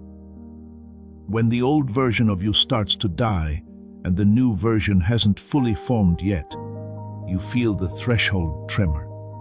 It's like being in the middle of 2 worlds. With 1 foot in the known and 1 foot in the unknown. Neither world seems stable. You can't go back to what you knew before because you saw too much truth. You haven't fully entered the unknown yet, so it hasn't become solid. And in the middle, you shake, but not out of fear, because you are changing. Picture the caterpillar inside the cocoon. At one point in the process, the caterpillar has broken down, but the butterfly has not yet formed. That thing isn't either one of those things. There is a lot of potential and raw material in this soup. Right then, if you open the cocoon, you would see something that looks like damage. It looks like the end. It's not the end, though. It's the most creative part of the whole process. This is the time when everything that is being changed into everything that will be. That's where you are in the tremor right now. The change does not happen during the 3-day window. You may not realize how long the change has been going on. The 3-day window speeds it up and speeds up the slow breakdown of the old and the slow formation of the new. It then condenses all of this into 72 hours of intense change. I want to talk about doubt now, because some of you are still having a certain kind of doubt that I haven't named yet. Even after everything I've said in this message, it's the worst kind of pain. It's not a doubt about God. You trust in God. That's not the point. There's no question about the 3-day window. You have a feeling it's real. Since the first paragraph, something inside you has been telling you that it's true. There is no doubt about the science. This is not something you can argue with the Nobel Prize. That kind of doubt you have is doubt about yourself. The strong but quiet belief that the window, the tool, or the mechanism will not work for you, even if they exist and are sound. Because you can't do anything. Because you are different. Because things are different for you. Because your fog is thicker, your struggle is deeper, your history is darker, and your problems are better set in stone than anyone else's. That doubt needs to be called what it is. There is no lack of faith, no humility, and no realism. It's the fourth kind of resistance I talked about before. This is the resistance of someone who has shut themselves off from possibility and made such a strong case for why they can't receive that not even God can read their legal brief. I'm also not going to take that case apart. I don't have the power to do that. You get everything if it's real. If it's not, you only lose a few minutes of being open. Don't put your faith in it. The risk is in the other option, which is to keep the exemption. If you hold on to doubt, it keeps you safe from disappointment, but it also keeps you from changing. Since you can't be safe from disappointment and open to change at the same time. The wall that keeps out the pain also keeps out the good things. You have to choose which side of the wall you want to live on at some point. I don't want you to take down the wall. You need to open a window for me. Only a window. Not too much, just enough to let air in. Just enough to feel the wind. It's just enough to see if the air on the other side is different from the one you've been breathing for years. Tomorrow, the Kairos rupture will start. Tonight, the wall window can be opened. There is no right or wrong answer. The assignment does not change no matter what you decide. Your name is still on the vault whether you open the window today, in 6 months, or in 5 years. You still need to sign the provision to make it official. The call is still going through. Nothing goes away. But timing is important. Right now, this week, these 3 days, your life is more in sync with heaven's plans than it has been since you took your first breath. Also, let me talk about the money issue directly because I know some of you are worried about it. 39 isn't nothing. For some people reading this, a 39 is a big deal and I respect that. I'm not ignoring it.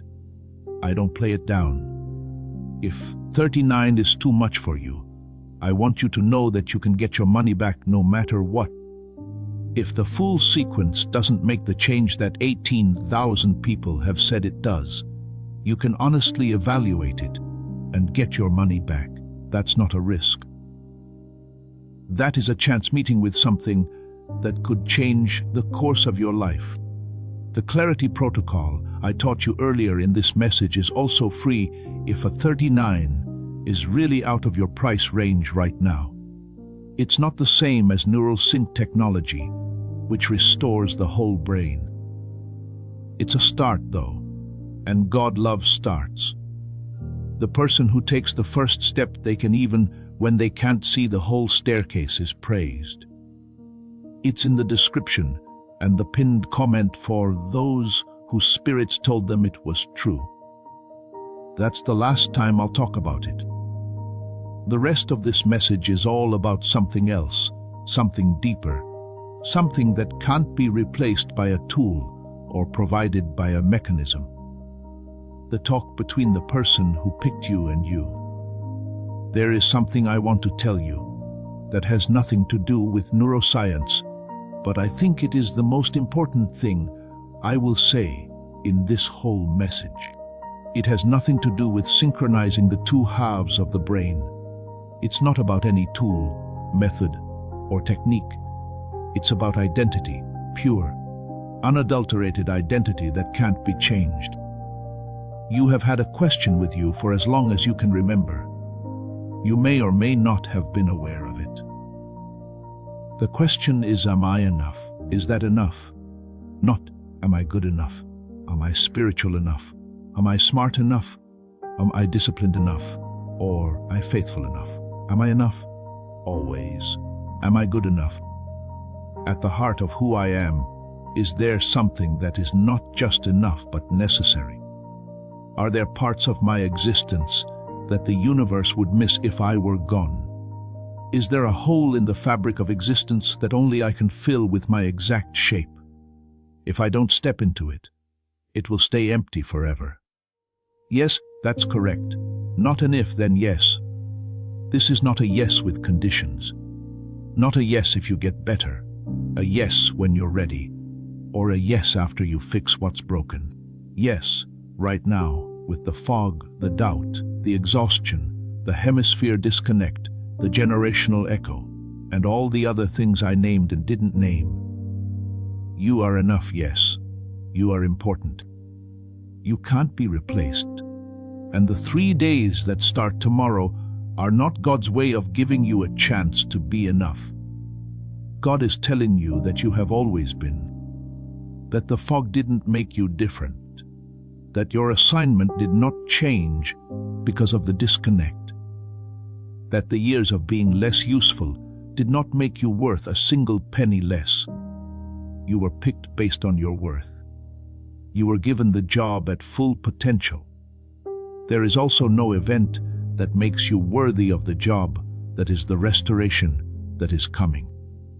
It's the event that finally lets you work at the level that the assignment always called for. The assignment was never cut down to fit your abilities. Your ability is about to be restored so that you can do the job. That difference is very important. Take a moment to feel it in your body. If the way you hold yourself has changed recently, accept it. Do not rush by it. Let this one sink in before moving on to the next one. You're good enough. You're enough all the time. And from tomorrow on, everyone will be able to see what enough looks like when it's not hidden in fog. Now I'm going to talk about one of the most important things about these 3 days. God chose Friday, Saturday, and Sunday for a reason. This isn't because it's convenient for the king. It is a building. Today is the day of rest, the original Sabbath. It was planned from the beginning of time for people to stop making things and start receiving them. God picked today to be the day of receiving because it fits with the oldest rhythm known to man. God rested on the 7th day, but not because he was tired. He did it to show us how to do it. He showed people that there is a way to be that doesn't involve doing. It has to do with opening, and the pouring takes place in the opening. It rose from the dead on Sunday, the day death turned around, the day the tomb that was meant to be permanent turned out to be temporary. Today was chosen by God to be the day of declaration, because it is the language of resurrection. What the stone did when it rolled away is what you do when you speak what has been in you. The tomb is being opened. The world can now see what was hidden.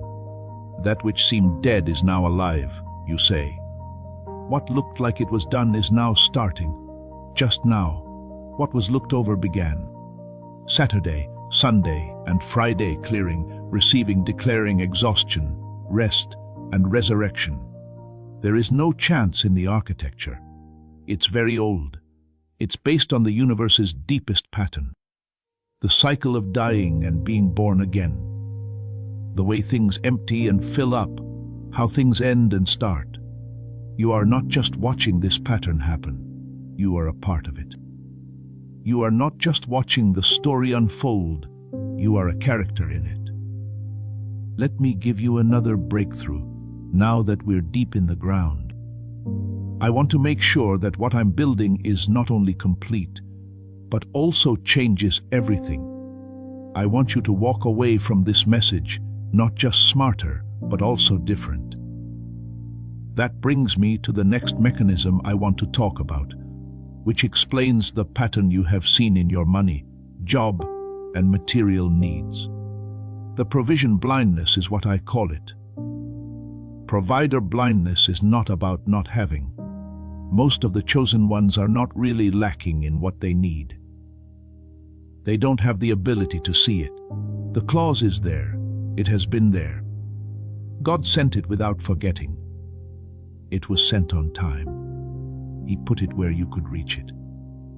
You didn't walk by it because you weren't paying attention. You did it because it was foggy.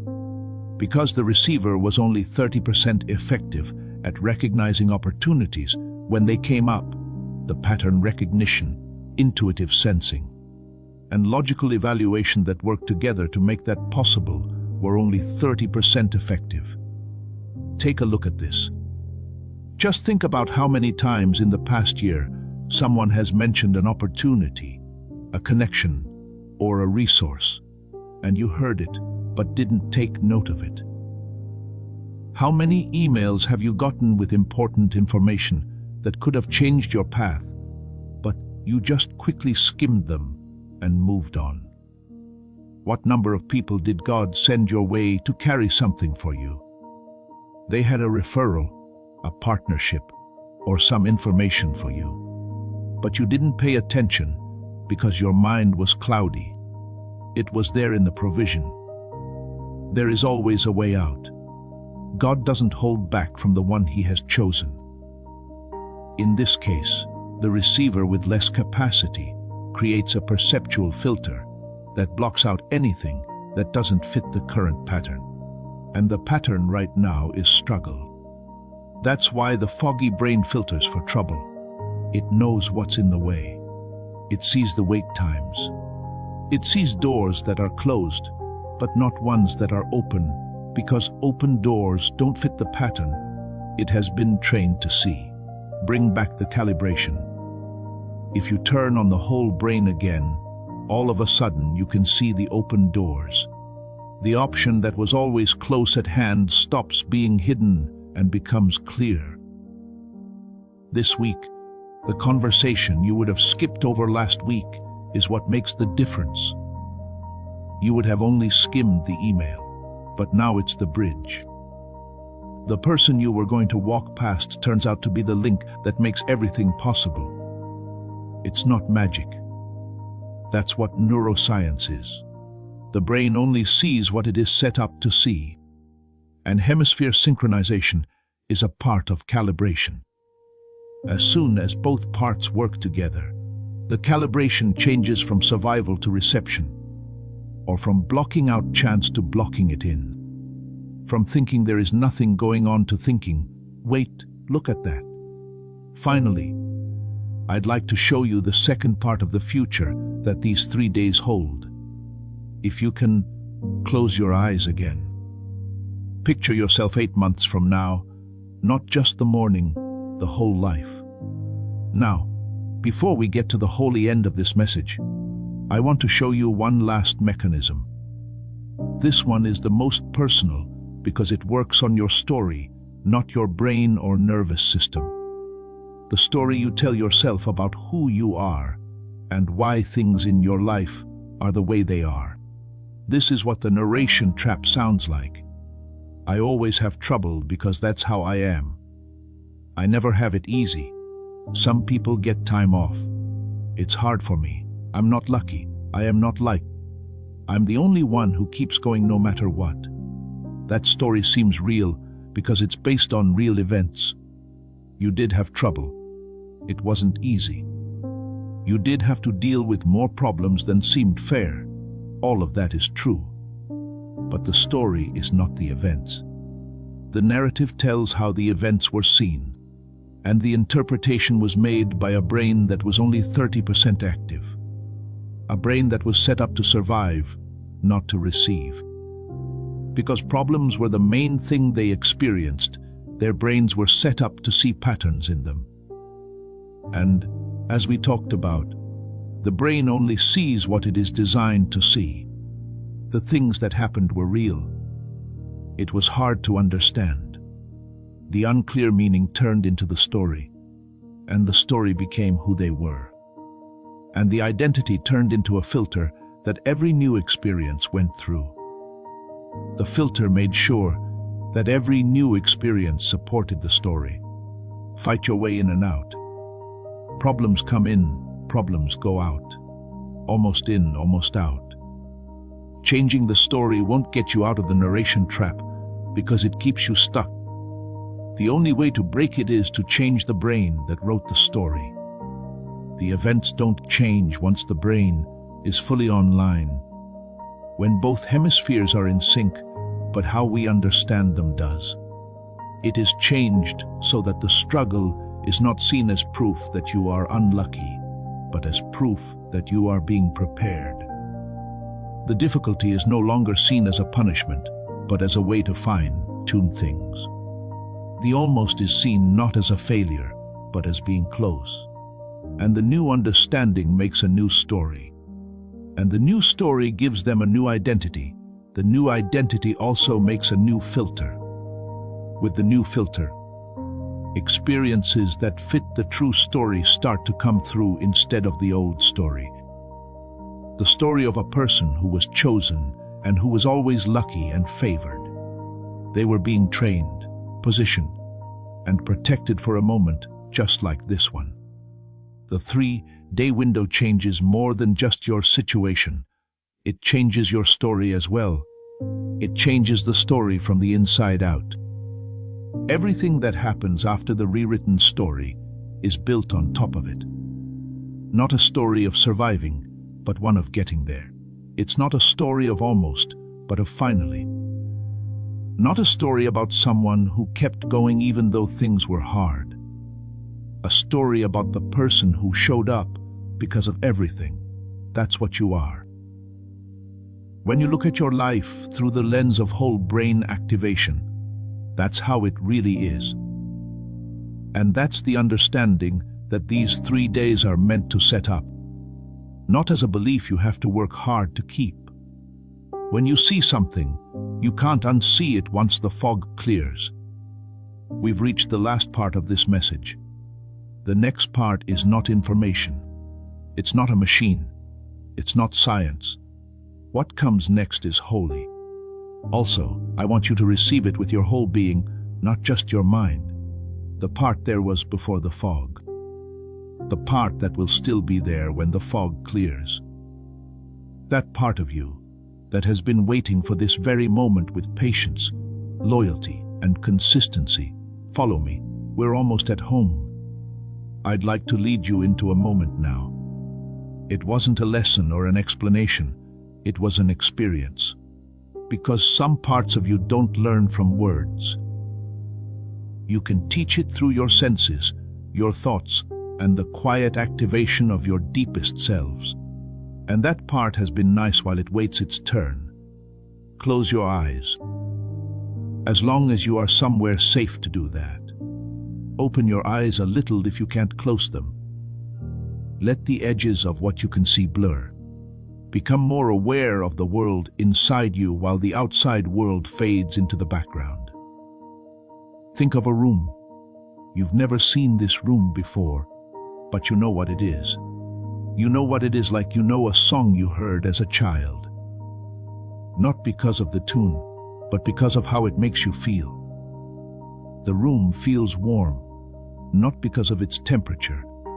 This room has a kind of light that doesn't come from a lamp or a window. It comes at once from everywhere. The light is soft, golden, and steady. It doesn't cast shadows because it fills the whole room. As you stand in the middle of the room, you notice your body in a way you haven't noticed it in a long time. Start by putting your feet down. You can feel them on the ground. Feel your body's weight pressing down on you. Feel how the ground is pushing you back. That pressure, that holding together between your body and the earth, is a spiritual truth that shows up in the physical world. You are not held down by the ground, but by something older than the ground that was holding you the moment the ground was not there. Pay attention to your ankles, calves, and knees as you move your attention up. Feel the stress that's in all of these places. Not the stress of the present moment, but the stress that has built up over years. The weight of every step you took while carrying something that wasn't yours, and the residue of every day you showed up half full but pretended to be full. Do not try to let go of it yet. Feel it. Just pay attention to it. Accept that it's there, that it has been there for a long time, and that you forgot that it wasn't part of your original plan because you're so used to carrying it. The next disappointment, and it's been going on for so long that the muscles have changed to fit the expectation. They can't let go. Not because they're broken, but because they need to be told to do something. And permission comes from having a mind that is whole enough to say it's okay to let go. The effect is not going to happen. The window is wide open. It's time to go. That pain is not a sign of weakness. That pain is that selim. The object that casts the shadow can tell what shape it is because of this. You can feel the shape of the fullness you were meant to have while living in the smaller version. And the pain has been your guide. You felt it all the time, and it always faced the window. The window was getting closer every time it got stronger. The pain is worst right now because the window has never been closer. Tomorrow it starts. Now I want you to do something that may seem odd. Put your right hand on your left shoulder and your left hand on your right shoulder. Hold yourself and cross your arms across your chest. Hold someone you care about who is hurting, but not in a tight, firm, or present way. Feel how heavy your arms are around your body. You can feel your hands warm through your clothes. As you hold yourself, say these words for me. Not out loud if you can help it. You don't have to say it out loud, but if you can, it's better. I'm here. I'm whole. The fog was wrong about who I am. I'm not what the years of having less to offer showed me in the mirror. I am the first design. That's all there is to it. I am the whole cell. From tomorrow on, the world will meet the version of me that has been hiding behind the fog. The real version, not a new one. The picture that God made before the fog. Stay in place for one more second. Feel the activation on both sides. Left hand on the right shoulder, then the right hand on the left shoulder. Both hemispheres are getting a message. Both hemispheres briefly join together. Let something land on that bridge, in that small window of clear air. It's true what you said, and it's going to go from your mind to your chest, then to your belly, and finally to the deepest part of you that can't be reached by words, doubt, or any of the other things I named. Let it land, and then slowly let go of your arms. If you were asleep, open your eyes and pay attention. Pay attention to anything that moved, even if it was only a little. Since that fraction is the start. That part is the first taste of what it's like to be fully activated. The full version, the full restoration, is what these 3 days bring. I am now going to say the holy ending of this message. And I don't want you to just listen. I want you to take part, because what I'm about to say is not information. It is a statement. What has been opened in the physical realm is sealed in the spiritual realm, and your agreement, being there, and paying attention are all parts of the process. I get it. It's clear to God. The 3-day window that starts tomorrow is not a reward either. Reward is for doing a good job. This is being recognized. I saw every day as God's voice. I kept track of each step. Every bit of faith you put into a promise that hadn't come true yet was worth it. I can tell you that. Not a single thing was hidden. Every second of it was building up the strength you need for what I'm about to pour. You didn't go through that for nothing. You put up with this. People trust you not because you are perfect, but because you keep going even when things get hard. And sticking with something in the kingdom of God is the only way to get into rooms that talent, intelligence, or connections can't. You kept going until you got to this point where the door opens. Now let me take you deeper into the clearing, because the guided moment you just had was the entrance. The room behind the door is the next thing. You've been carrying around a weight that doesn't belong to you. I'm not using a figure of speech. Someone put a certain weight on your shoulders at a certain time in your life, and you've been carrying it for so long that you've mistaken it for your own spine. You believe it is a part of your structure. You believe that taking it off would make you fall down. But it's not a building, it's loaded. It's also very different between the frame that supports you and the weight that pulls you down. You are called to the frame. The frame is what you need. The frame is the building blocks that God gave you.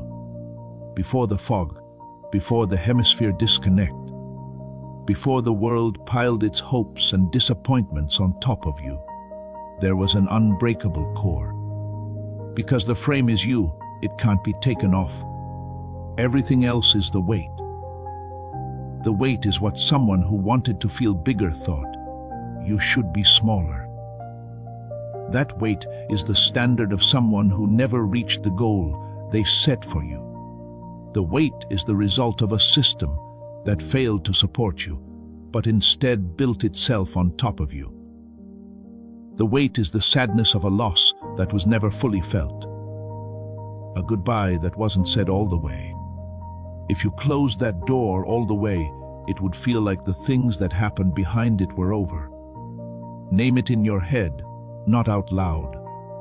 Name it, make it clear. After that, I want you to do something that your foggy brain would never let you do. I want you to put it down, not throw it away, reject it, or act like it didn't matter. As you would drop off a suitcase at the end of a long trip, you should acknowledge how hard it was to carry it and be grateful for your strength. You should also be aware that the journey that you had to carry it is over.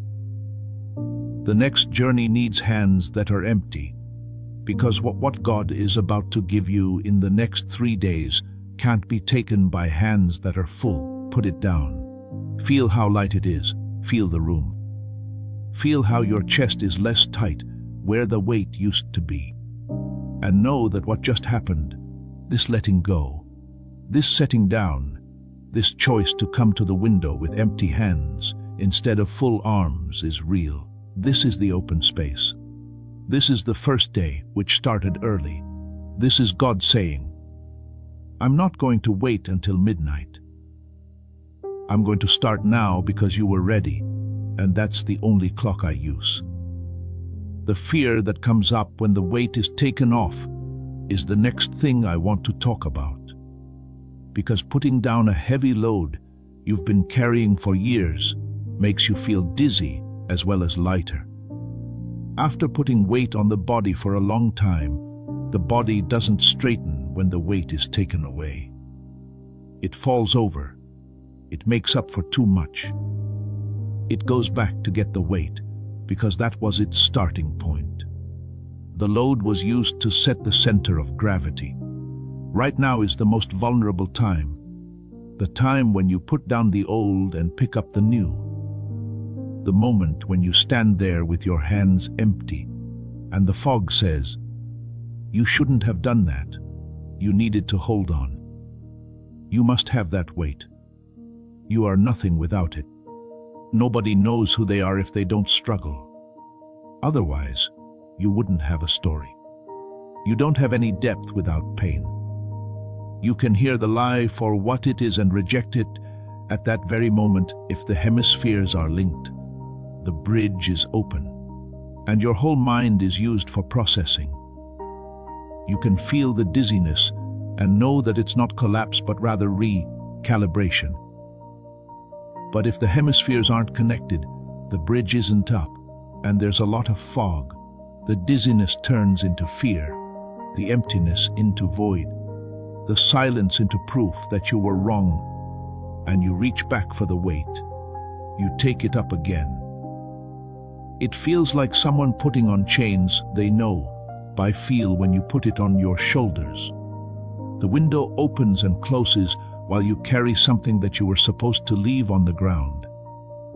Not now, not during this time.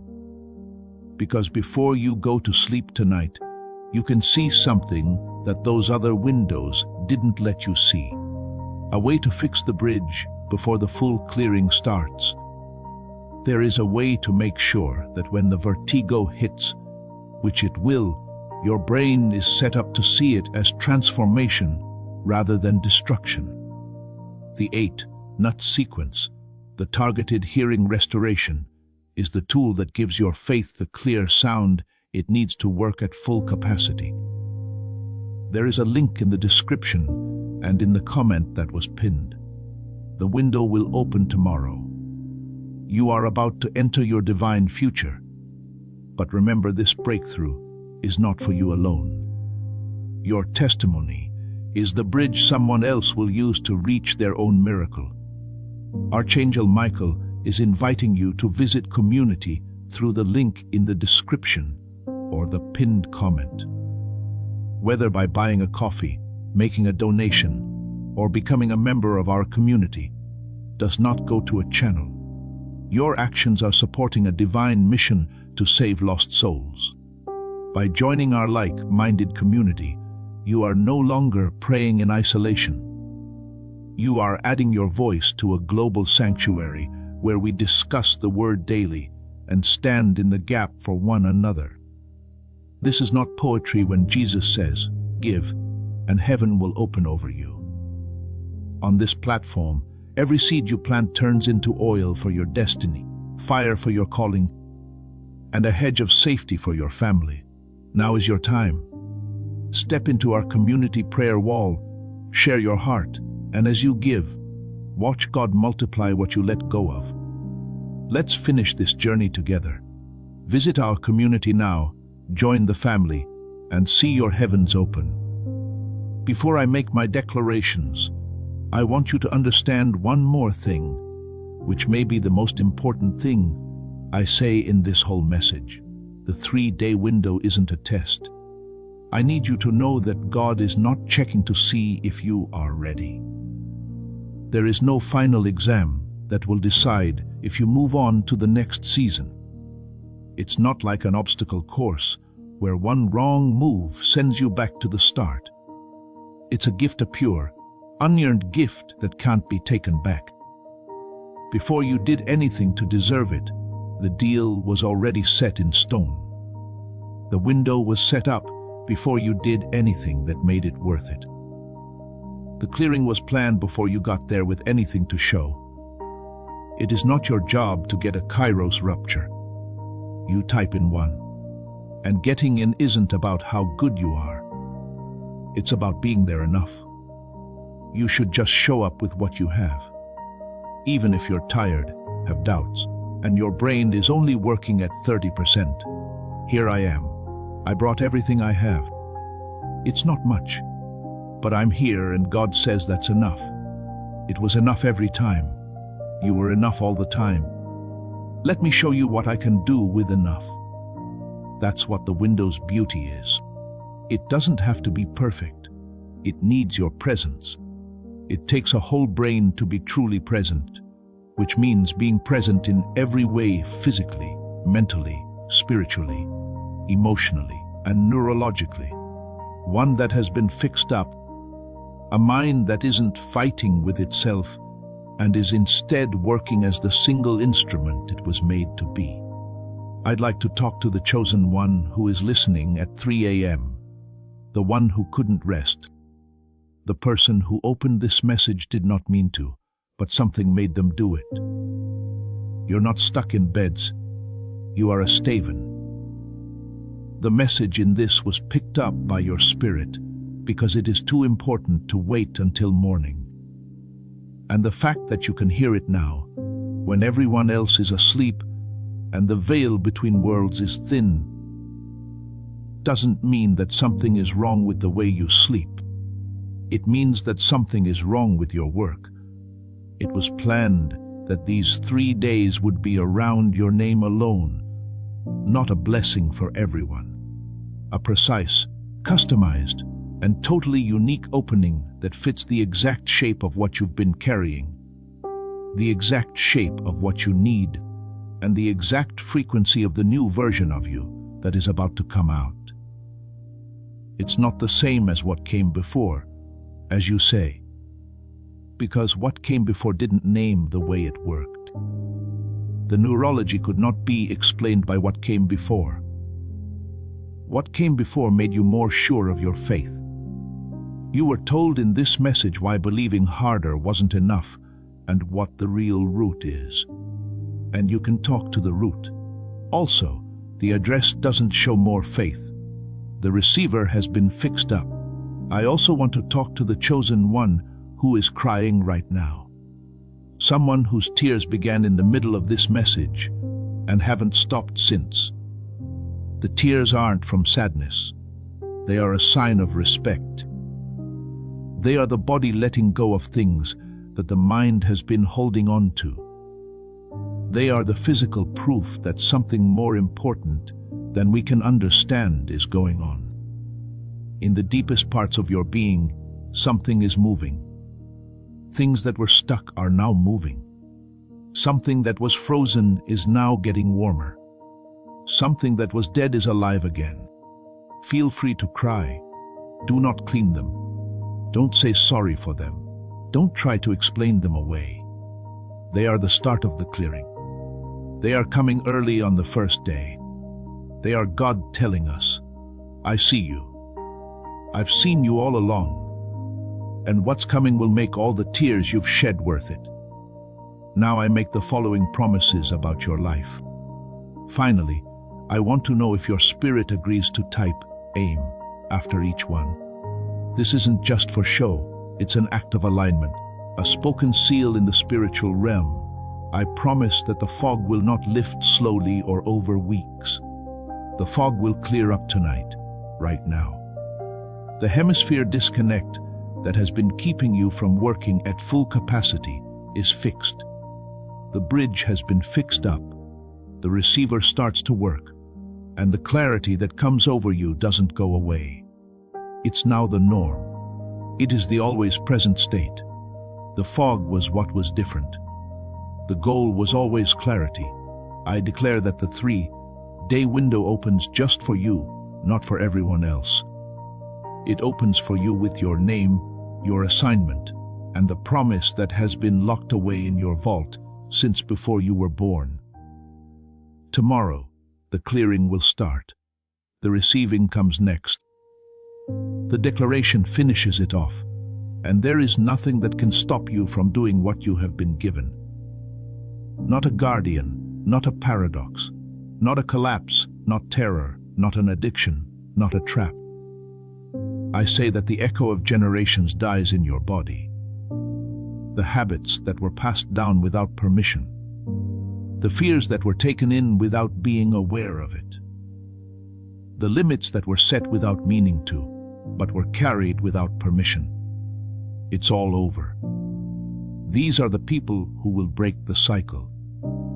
The people whose children will tell the story of the person who stopped giving chains and started giving keys is you. I declare that the fog is not who you are. The struggle is not who you are. The almost is not who you are. Your identity is the chosen receiver who was picked ahead of time, trained through fire, and set up for a window that your whole life has been building toward. You're not behind schedule. You're deep. You're not slow. You're strong. You're not behind. You are being shown. I say that what starts tomorrow doesn't end today. Today is the start of the start.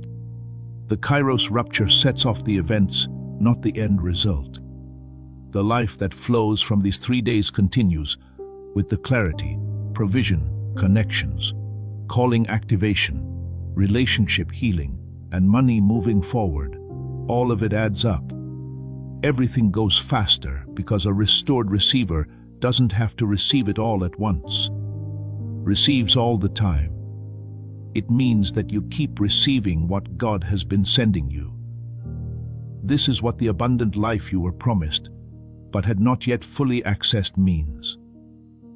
I declare abundance, but not the kind that the world offers.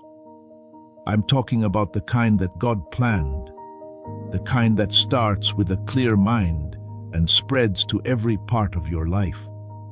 A lot of money that comes your way without you having to work hard for it. A lot of relationships that don't come from fixing things, but from being there. Spiritual abundance that doesn't come from putting in more work, but from a receiver that is healed and can finally handle the weight of what has been waiting. I'm going to protect you for 3 days. Over your sleep, over your wakefulness, over every interaction, over every silent moment, and over every moving moment. The guardian at the threshold can't get in. There is no power in the arrival paradox. The discernment collapse has nothing to stand on since the bridge is being fixed up. And a bridge that has been fixed up can carry the traffic of heaven without any problems, delays, or the bottleneck that has been blocking your blessings for years. I declare it to be sealed. I say it's done. I say it can't be undone. And now, chosen one, I'll say the last few words of this message, not to your mind, but to the part of you that was willing to listen before the words came. You read all the way to the end, not because you were interested or entertained, but because you knew that this message carried something that belonged to you. It's something that was put here in this form at this exact moment just for you. This message wasn't found, it found you. And the fact that you get everything, every mechanism, every breakthrough, every named idea, and every declaration is the first sign that the receiver is already starting to connect. Stay awake for these 3 days. Clear them out. As you go through them, know that you were chosen ahead of time, that you have been ready for every season, and that you are now in the midst of the most important spiritual opening of your life. Listen to this again if you need to before you go to sleep. Talk about this with someone who needs to hear it before tomorrow. Do it now. The link to the tool that fixes the receiver before the window opens is in the description and the pinned comment in case you need to get there. However, if you need to know that you are not alone in this, that someone sees you, that someone knows the weight you've been carrying and the loyalty you've shown in the face of silence, then read this. Do not forget this. You are seen. People know who you are. You have been picked. The 3-day window that starts in a few hours is the start of a lot of changes. Type I, get everything in the comments. If your spirit agrees with what has been said, I swear that when you wake up tomorrow morning, the first thing you won't feel is weight. The space is the first thing you feel. The spot where the weight used to be, and there was warmth in that space. And know how in that warmth you feel ready in a way you haven't felt in years, maybe decades, maybe even ever, for the reason that you've never been this ready before. It called for the whole instrument. The whole instrument is also coming back online. I declare that the provision blindness is over for your money. That the chances that have been passing through your life, waiting for a clear receiver to see them show up, that the ideas that have been trying to get into your head but have been blocked by the fog are able to get through. That the connections God put in your path with something bearing your name will clearly, and at a time you can't deny, tell you about themselves. I declare over your relationships that the fog that exists between you and the people you love clears, that the defensiveness melts away, that the assumptions fall away, and that you can see the person in front of you again, not as a projection of your hurt brain, but as the real person they are, and that when things are clear, something gets better, something that therapy couldn't help with. There was something that talk couldn't reach, something that needs the kind of presence that can only come from using your whole brain. I swear over your health that the weight on your body won't stay there, but the aches that don't make sense are caused by trauma in the body that the mind wasn't able to process, and that when the mind is fully awake, the body lets go of what it has been holding on to, not all at once, but gradually and clearly, like how water naturally and completely leaks out of a vessel that has been tilted. I declare over your call that the assignment starts, not just in theory, but in practice, and the next step becomes clear. This way to get from where you are to where you need to be is no longer a foggy maze, but a well-lit corridor. That you don't need to plan everything out before you move. Just look at the next step. And the next step is clear when the mind is whole. Over your children, I declare that they will know a different side of you. A version that is complete, clear, and present. A version that doesn't react when it's running low, but when it's full. One that shows what it looks like when the cycle stops. When the echo stops, the fog clears, and someone in the family line wakes up and stays awake. They won't have to carry the things you did. They won't have to fight the fight you fought, because this is the end of it.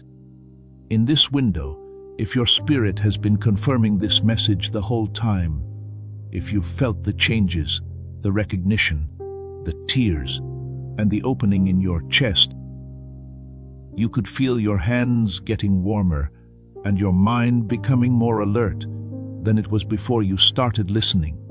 I have one last thing to say to you. The word is not an idea. It isn't a machine. It is not a method. This is the word. You're loved.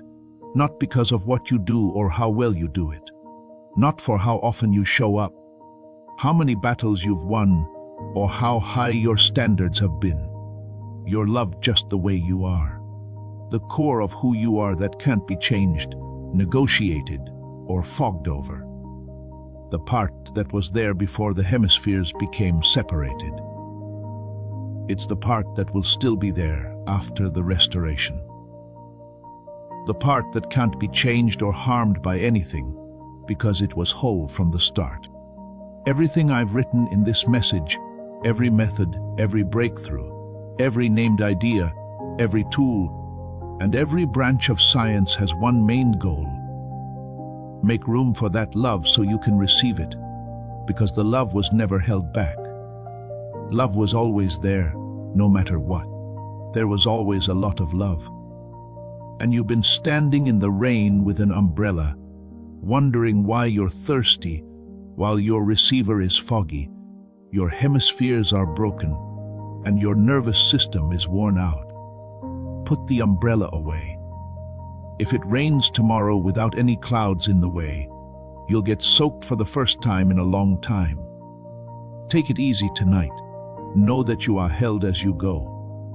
Know that the window opens at dawn before you go. You can go knowing that everything is ready. There are no more openings. Your name is on everything. When you wake up the next day, do not reach for the wait today, the first day of the clearing. Try to get to the space, and there was warmth in that space. And know how in that warmth you feel ready in a way you haven't felt in years, maybe decades, maybe even ever. For the reason that you've never been this ready before. It called for the whole instrument. The whole instrument is also coming back online. I declare that the provision blindness is over for your money.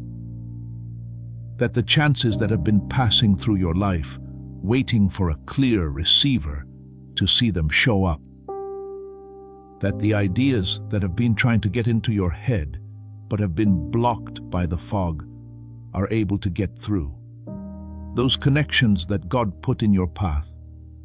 People carrying something with your name on it make their presence known in a way that you can't miss and at a time that you can't deny.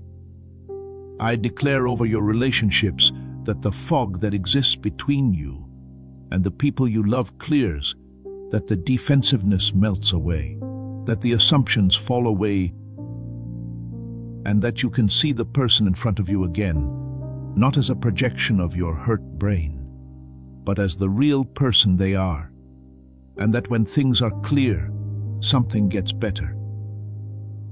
Something that therapy couldn't help with. There was something that talk couldn't reach. Something that needs the kind of presence that can only come from using your whole brain. I swear over your health that the weight on your body won't stay there. That the aches that don't make sense are caused by trauma in the body that the mind wasn't able to process. And that when the mind is fully awake, the body lets go of what it has been holding on to, not all at once but gradually and clearly, like how water naturally and completely leaks out of a vessel that has been tilted. I declare over your call that the assignment starts, not just in theory, but in practice, and the next step becomes clear. This way to get from where you are to where you need to be is no longer a foggy maze, but a well-lit corridor. That you don't need to plan everything out before you move. Just look at the next step. And the next step is clear when the mind is whole. Over your children, I declare that they will know a different side of you. A version that is complete, clear, and present. A version that doesn't react when it's running low, but when it's full. One that shows what it looks like when the cycle stops. When the echo stops, the fog clears, and someone in the family line wakes up and stays awake. They won't have to carry the things you did. They won't have to fight the fight you fought, because this is the end of it.